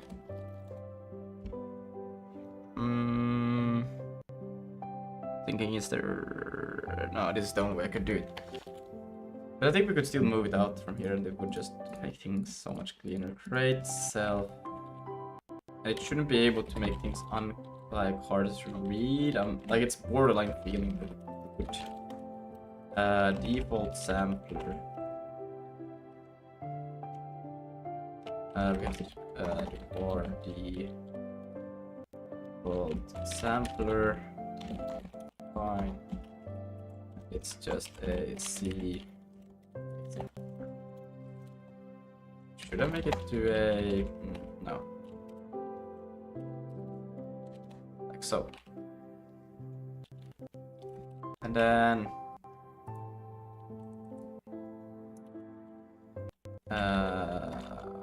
const. This is a buffer. It's gonna be called right.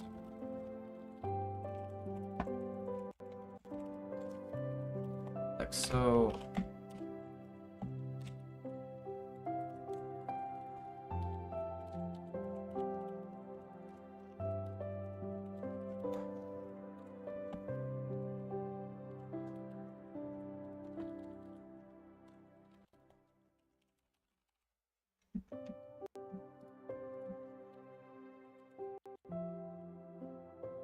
Default material.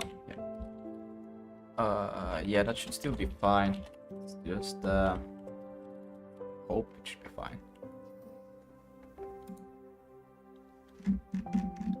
And GPA was never used. That's crazy.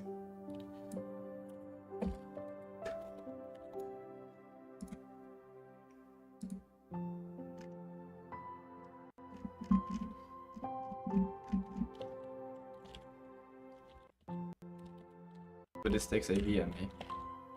Style.vma.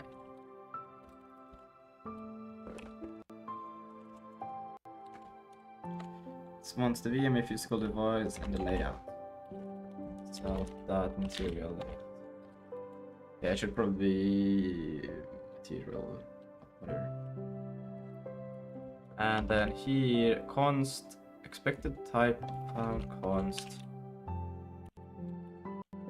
How do I? Whoa, that's not how you do it. How do I not remember this? Why can I not press the right button? It's V. No. It's yeah.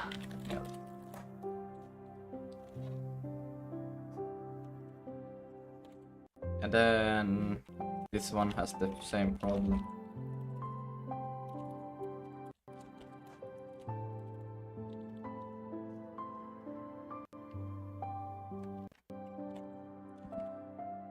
And then we can now start doing this dot default sampler is equal to default sampler dot default texture is equal to default texture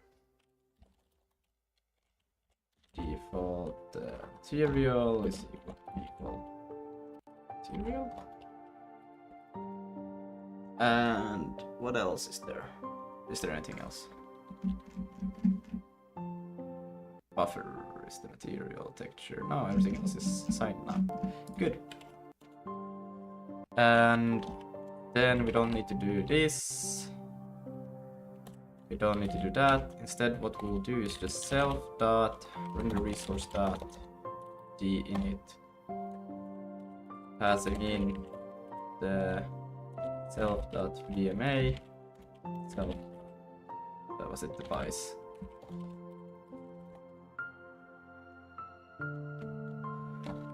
And models.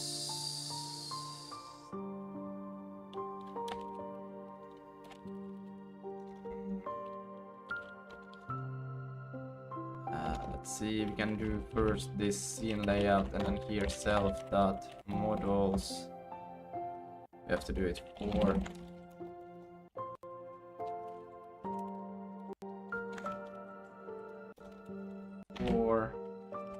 dot items capture pointer model, and we'll do model dot it passing GPA self dot models dot init. So Yeah. Because this is kind of what I'm focusing on right now. Now this rendering will be a bit different because everything will be taken from models now. Instead of maybe I should change this to, let's see, I'm gonna change to model, middle, model, and rename that to model as well, and rename this to model ID. And I know it's gonna complain there slightly because it's saying this yet, but yeah. And then we'll just go. Do you actually need? This is so unnecessary to do. I'm just gonna get rid of this. There's no need for that. I'm just gonna rename this to model ID. It's so much easier to read. And then this thing will become a U32. Because there was no literal if there's some other information, I guess we could use something better, but I don't feel like it. I don't think there is something more sophisticated we can do with that, so we're just gonna change it to this. It's gonna be simple. Model ID. So if there is a model and it doesn't have a if it doesn't have a model or it doesn't have a transform, we don't care. Else we'll get the model ID like this. If the model ID is larger than self.models.items len, we'll put it to 0, else it can't continue to be model ID. This is just a safety check. And then here, this is where things will start to get a bit interesting, because we'll change it to models. We'll get the model and rename this to just be model. So we'll get the model from there, we get the transform, and then now model vertex buffer. Right, so now we have to get the actual vertex buffer for. We have to start rendering each mesh or each. Okay, how did I think about this? Let's just get the first mesh, not thinking anything further about this. Const first mesh.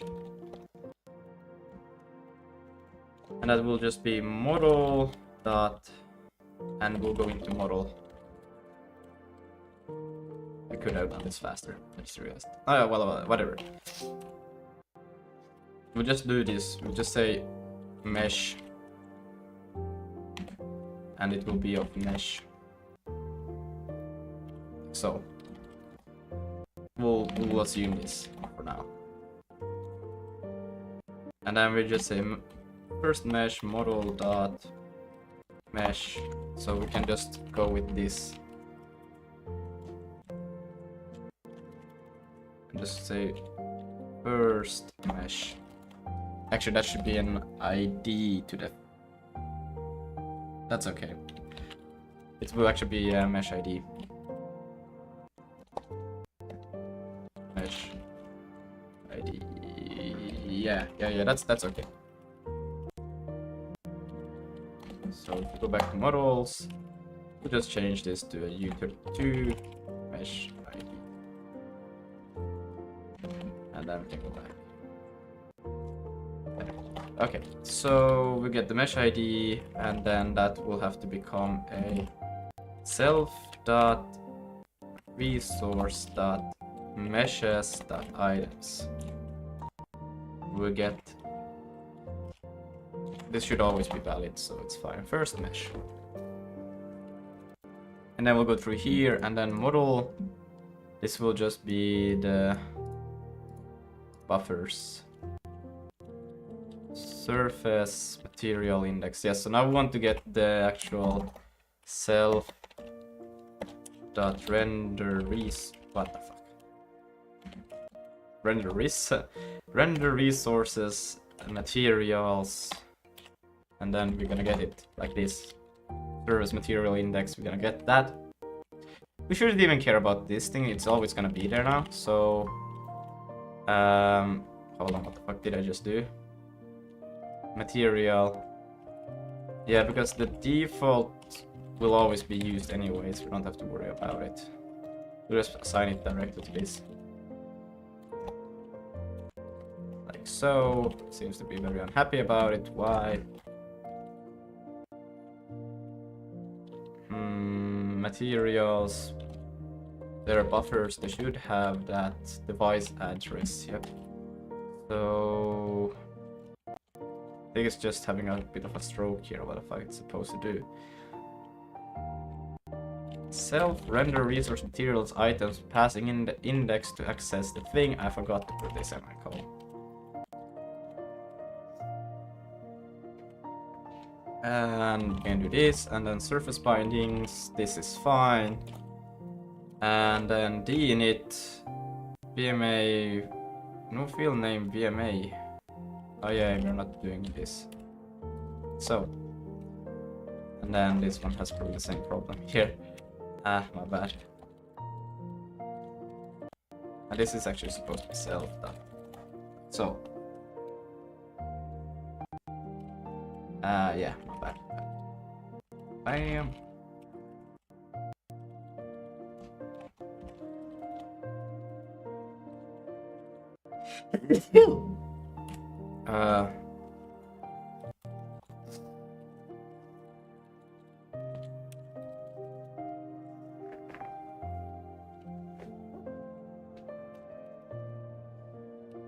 Expected 2. What else do you want? Do you want the GPA that I just removed? Oh, great. Don't worry about it. GPA.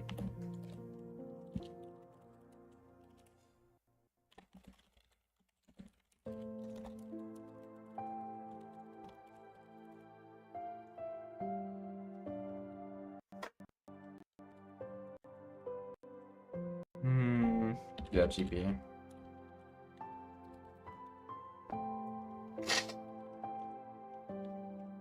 Oh, okay, then we can go back to model. And let's see what's the problem over here. No field name. Right, I don't store this the right way. It's render resources. So.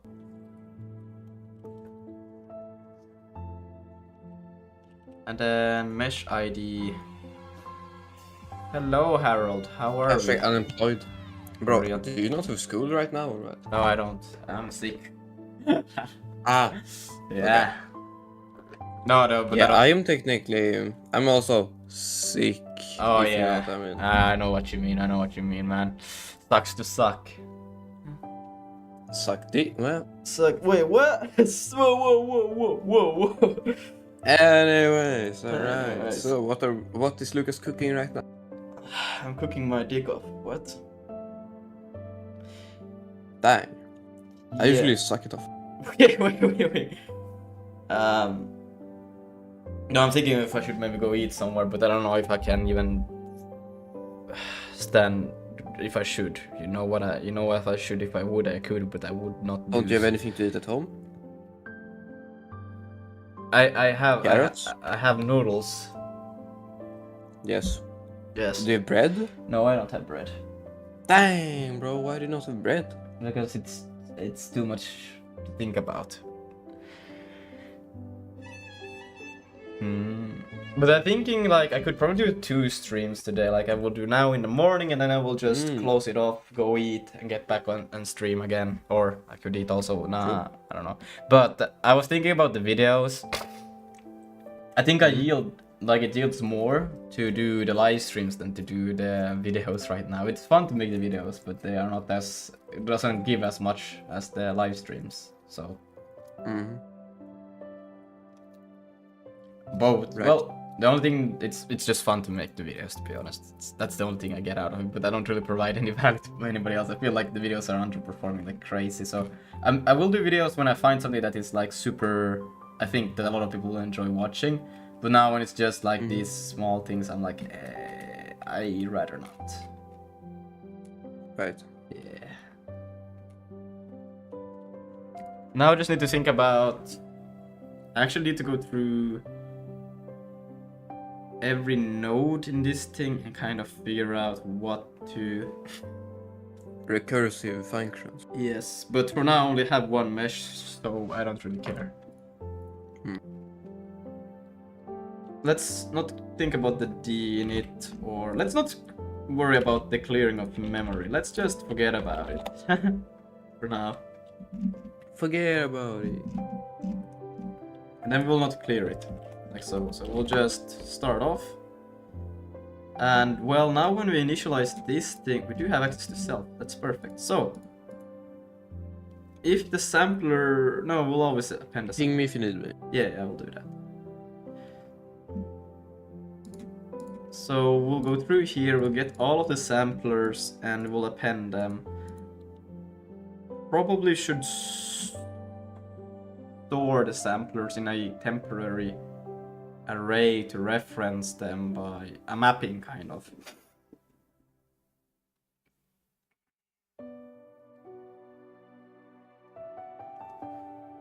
That's what we should be doing. But we are gonna do we are not gonna do that now. We're gonna try render resource samplers and GPA new sampler. And what we're gonna do map samplers when getting more meshes.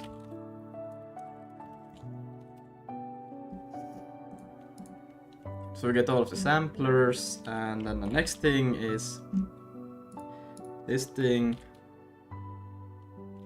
Try self image, what the fuck? Render resources, images, and GPA new image. And this one pretty much has the same thing. Do map images when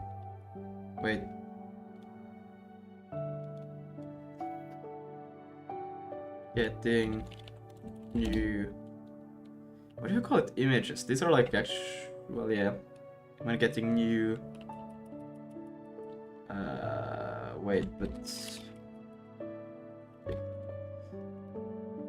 or more meshes. New.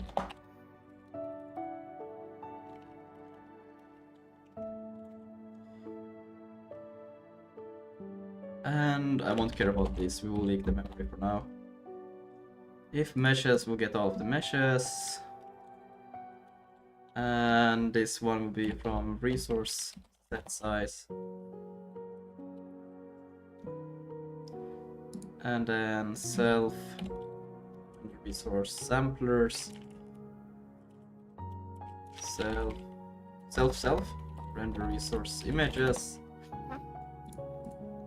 Because these images will now map to the wrong thing when you start adding more meshes, but for now it's fine.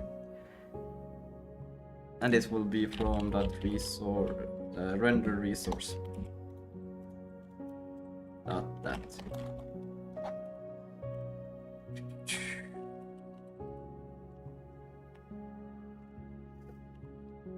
Field name, wait, hold on. Oh yeah, it has been changed, the name.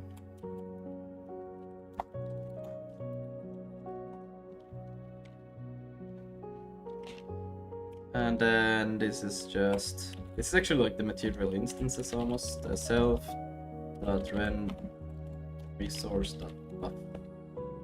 What do I call them to show? Materials.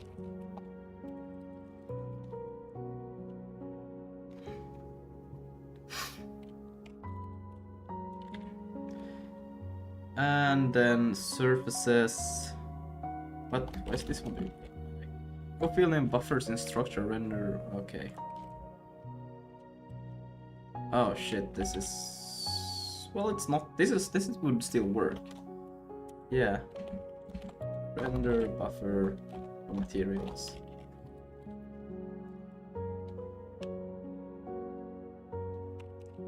And then this would actually just be a.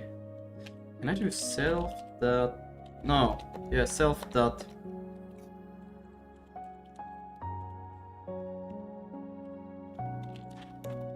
Can you append and do a try at the same time? I don't think you can.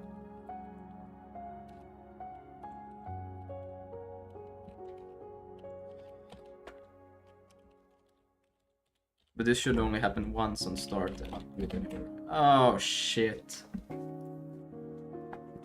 In one other places. It's okay. I will figure it out. Just do a mesh. It is bad that I do it actually in another place the way I do it, but it's okay. Then we'll append GPA, then mesh.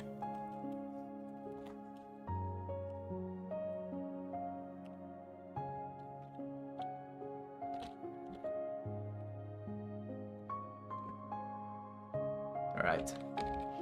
Let's go to new mesh. Blah.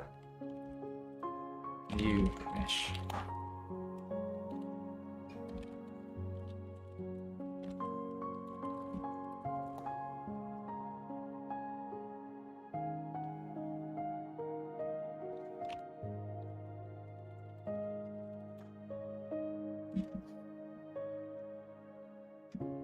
So it will not compile because we have a lot of things that have been changed, but I'm still gonna try to then just find it through this and it's easier. So Vulkan 238 was it? Here init found expected. Okay, so it's okay, what do I return here? Return a pointer to itself. Well, is that really...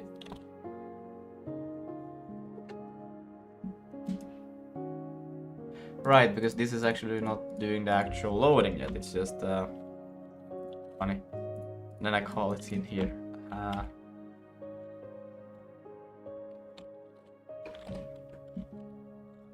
That's funny. Oh, I could go for some chocolate ice cream right now. What the fuck is wrong with me?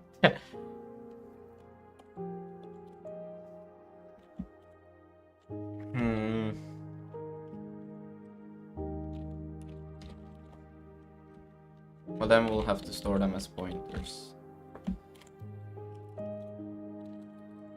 That's okay. And there's one more thing then. Because that means that we will in here.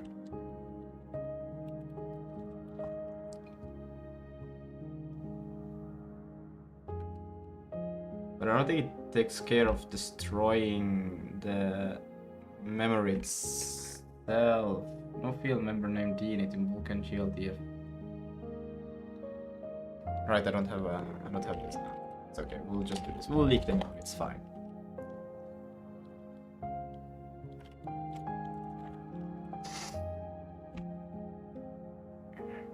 Yeah, because create mesh now, it will be create, I should rename this to create model.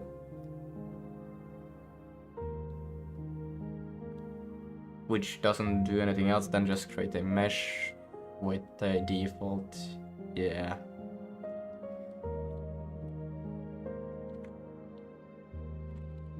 Oh, then it will work everywhere else as it has before.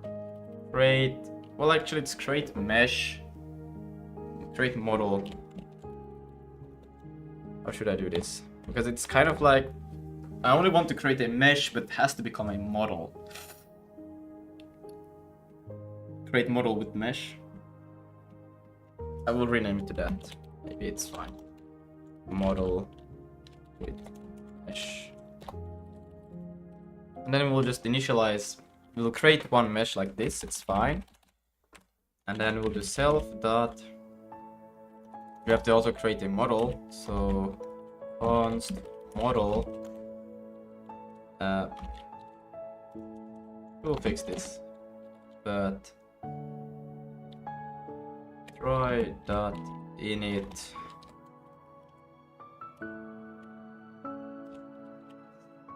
allocator asset server self dot set. I think it should be stored in here, isn't it?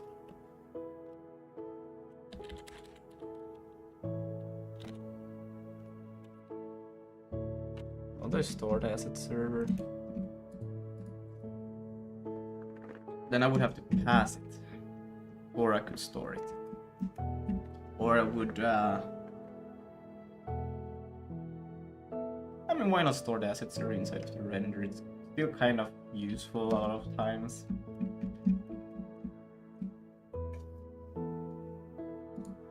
I think I could do that. I wouldn't count it as too asset.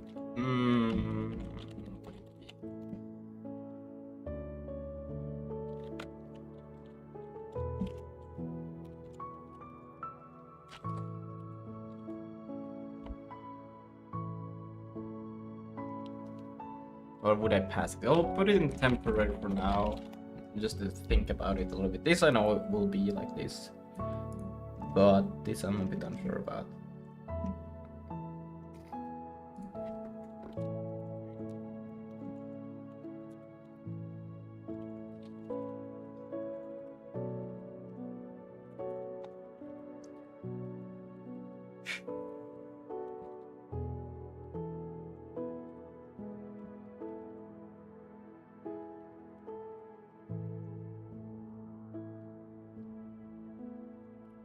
Wait, it's the memory allocator, then I need the VMA, self-device, asset server.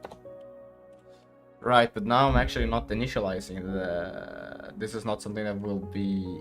Ooh, I could make it...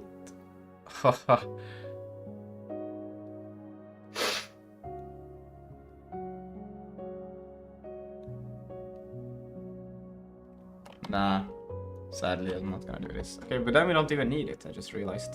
I'm just dumb as fuck.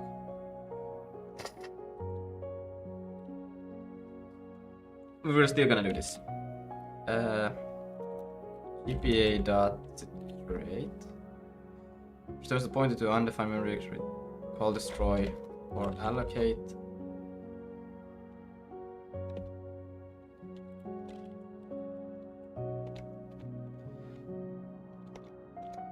Create. GLTF. Model, and then with the model, tell it to be. This feels so dumb the way.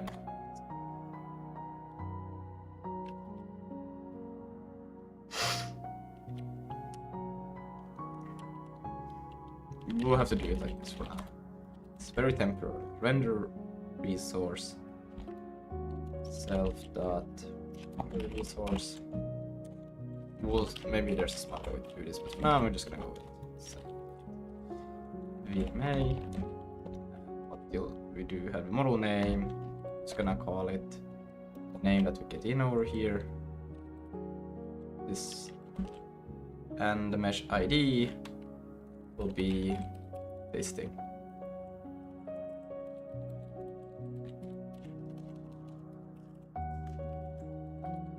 And it's not even that.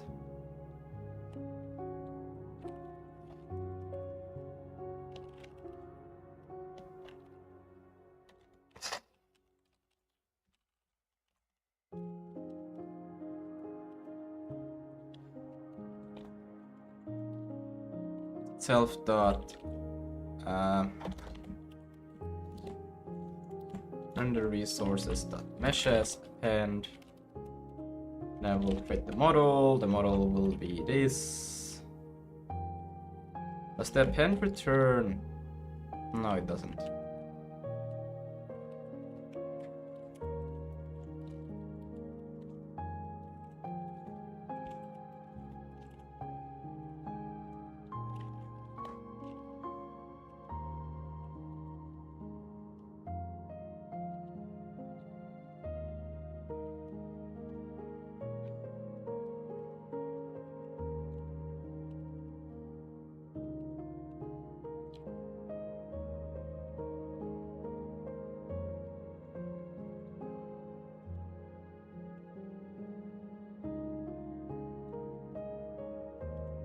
Then we can return self dot models dot items dot then minus 1.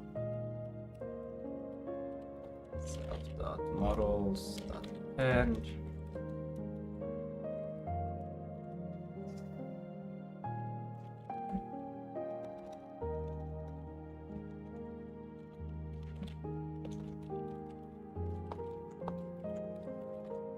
we'll go with that for now.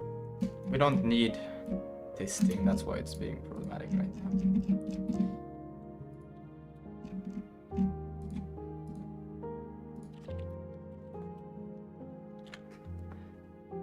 Okay.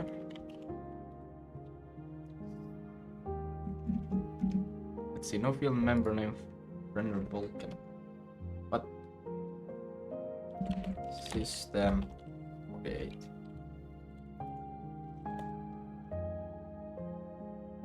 Ah.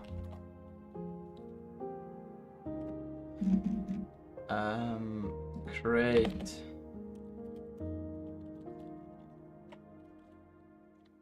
$643. Yeah. And then we'll take everything of it.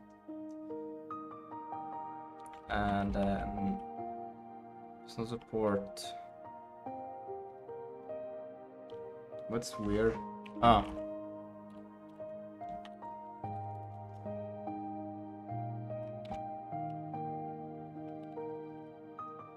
U size.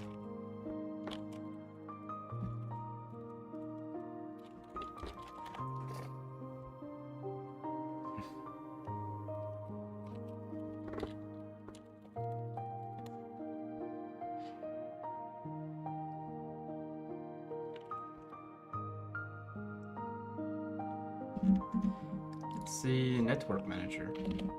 What does the That's not good.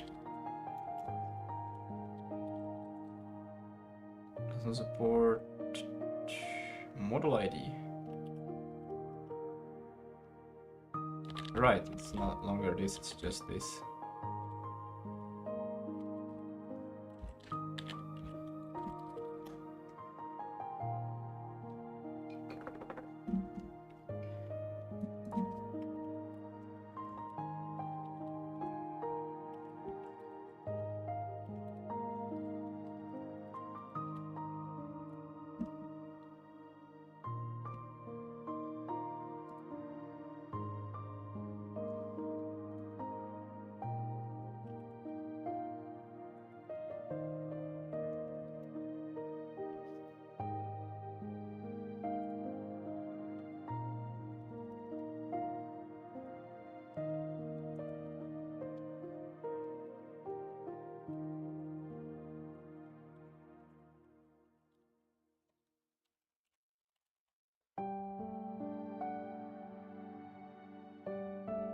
They should probably send. Well, it is the spawner. Just funny.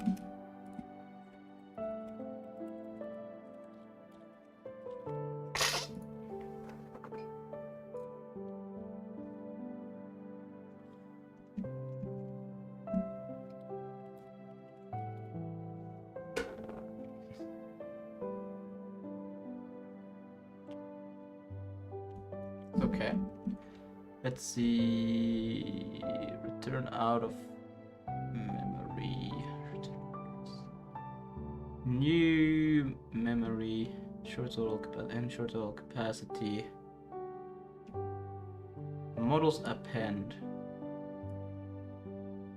247 or 246.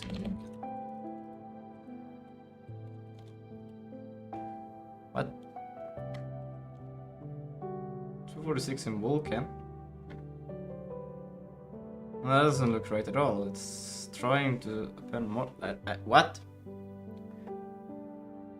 Am I reading that more? 246. Yeah, no. 246. This thing.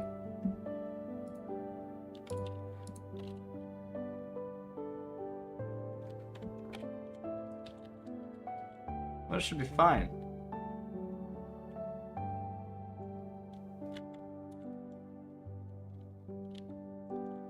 No, it's not fine because I'm dumb. Just realized. I have to do one thing. When I get this, I'll have to say self dot. Let's just do that.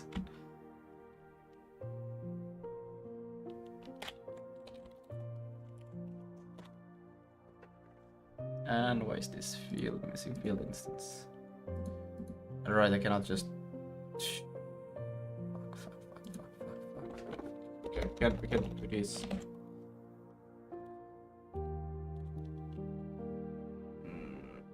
Because what I realized is that these things are not set to empty.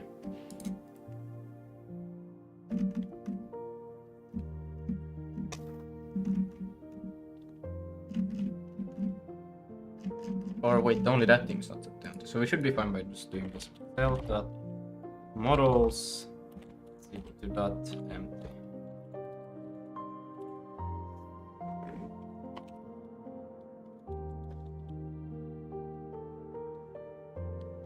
Yeah, it should be that.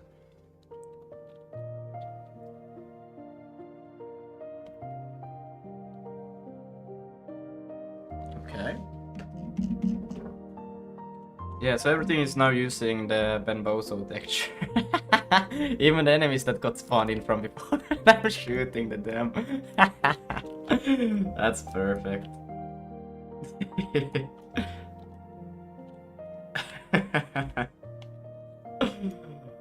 We're gonna have a lot of leaks, but that's okay.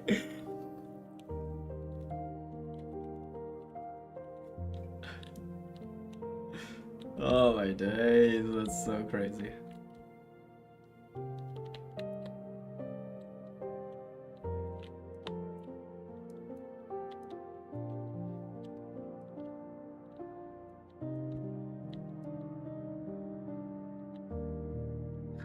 Shooting Benbozos.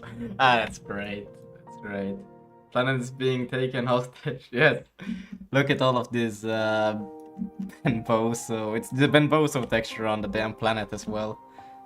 Looks horrendous.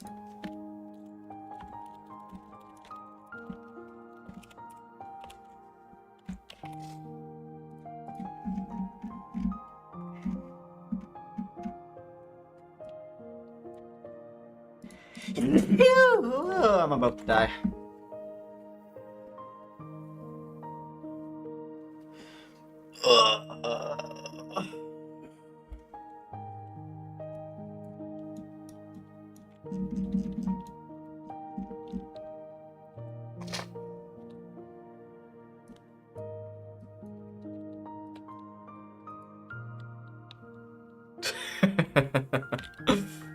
Oh my days.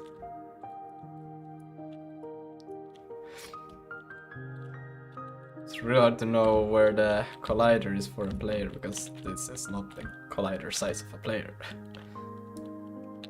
Ah, there it was. Ah. Yeah. Ah, I lost it. Ah, I got it. I lost it.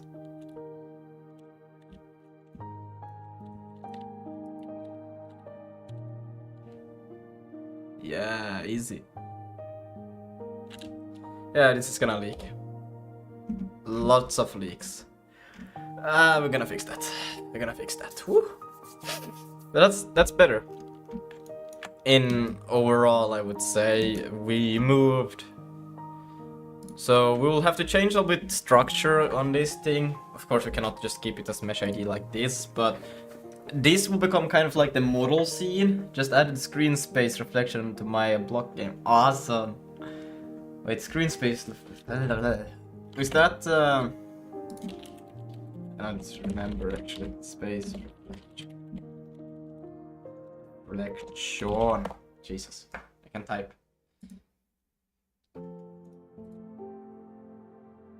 Real-time rendering technique that calculates reflection by reusing existing screen space data such as the normal buffer rather than the rendering scene geometry twice.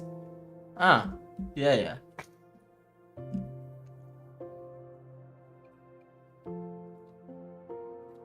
That's fire.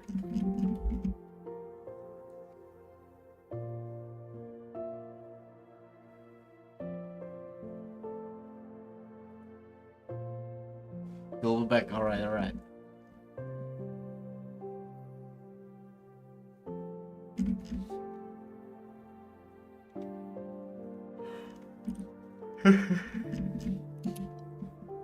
There's a whole like page about this time.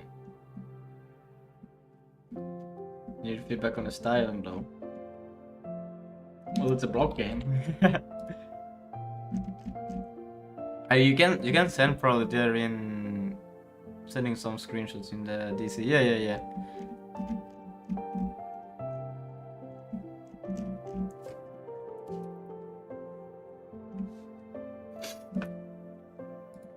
But yeah, this needs to change. Just we still need to change this, so we will have like nodes. And nodes refers to this thing itself, but I think we can just change it to maybe just a simple. Because it doesn't need to know anything more about.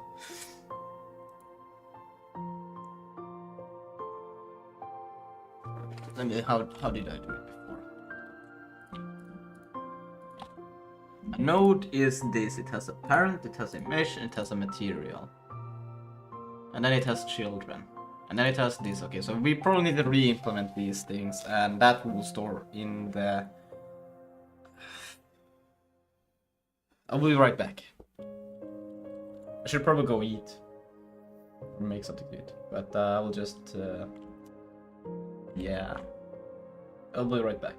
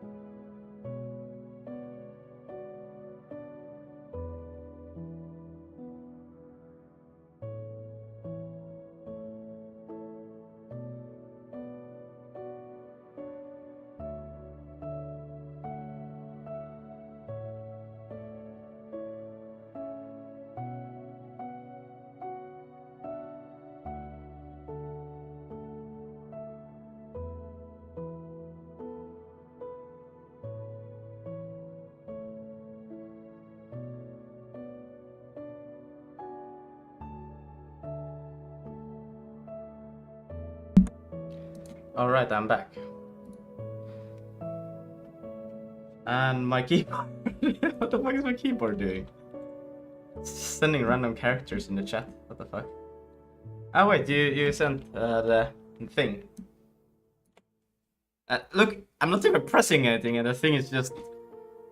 I don't know, man. This is weird. Somehow registering key press. I don't get it. Viva, please, which reflection do you all like more? Distant shadows. Next, also please add wishes.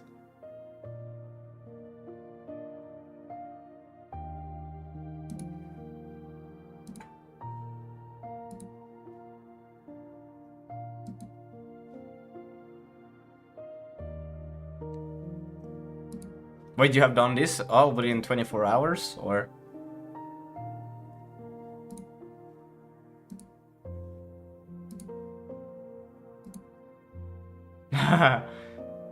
This is my main game. Okay.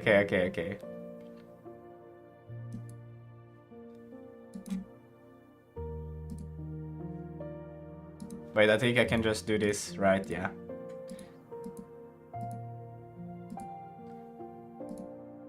I think this is too small of a detail to even be... I think I like the sharp one slightly better. This one. Okay. It would be a fun challenge to see how far would you get by if you got 24 hours, how far would you get on making a Minecraft clone, right? Making a Vulkan render would take 20 hours. Okay.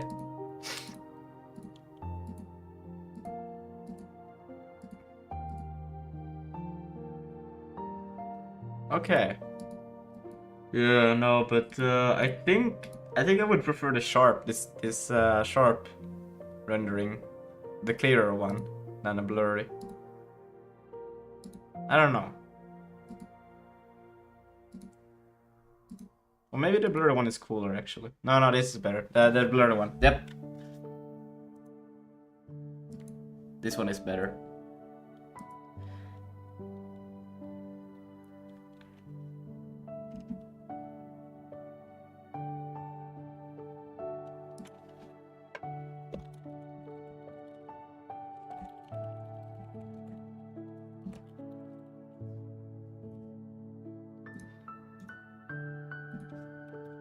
Shit, actually, time is already okay.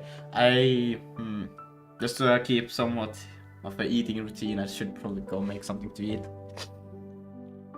But okay, so I will probably stop this stream and then I will stream again later.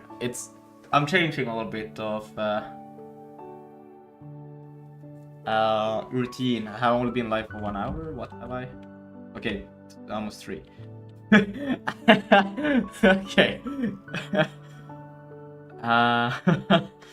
Okay. But when I get back, we'll fix the loading we'll start loading actual scenes, and we'll fix the hot reloading for the scenes as well, and we will... Oh no, we need mapping.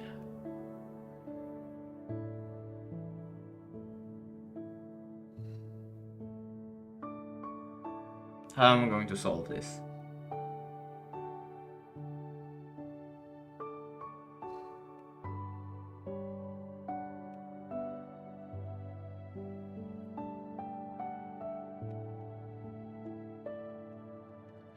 I was thinking this would be quite convenient, but now I'm realizing there's a problem with this. I will think about it when I go eat, or when I make food. Because right now I got the arrays of things here. Right, and then we have the model array, which refers to different indices to render the meshes, right? These are the meshes. Then we have the mesh, this is material, or textures. Let's say textures. Let's just say materials. What the fuck? Material and what was this thing? Samplers or whatever. But we don't even have to think about this thing. We just think about the meshes, and the meshes refers different materials for the surfaces, right? Now, I was thinking like, okay, if remove or hot reload one of these, say this one, it will swap remove its old to the new place over here. That was what I was thinking of doing, but now the problem is that now this one is referring the wrong material, the wrong mesh. So then I would either have to update all of these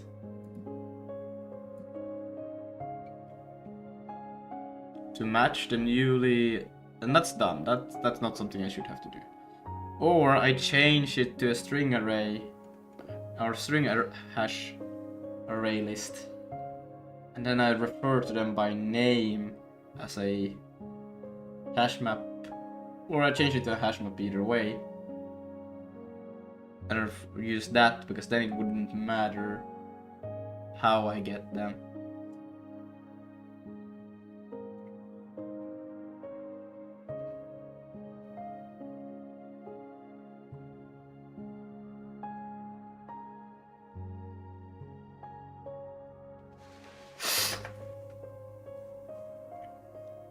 Because then you can just remove it arbitrarily, and then we could also find if it already exists, and I would get 2 problems solved at once. Actually, that would be so much more convenient. Why not just do that, right?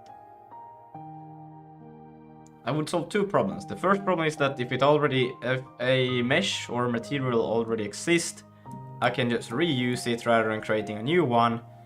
And then also when I hot reload remove or load unload, the thing will not fuck up the array because it will be a hash map, so we can still access the same thing without needing to be concerned about these things. And that would be fine. And we got both of them at the same time solved. I think it's freaking great. Yeah, I will do that, but I will have to take something to eat. I will be back after I have eaten, and I will do some other stuff also. I have to read some emails and whatnot, but then I will be back and stream again. So we'll end this one here. Yeah, we'll be back streaming in a bit. Bye bye, take care.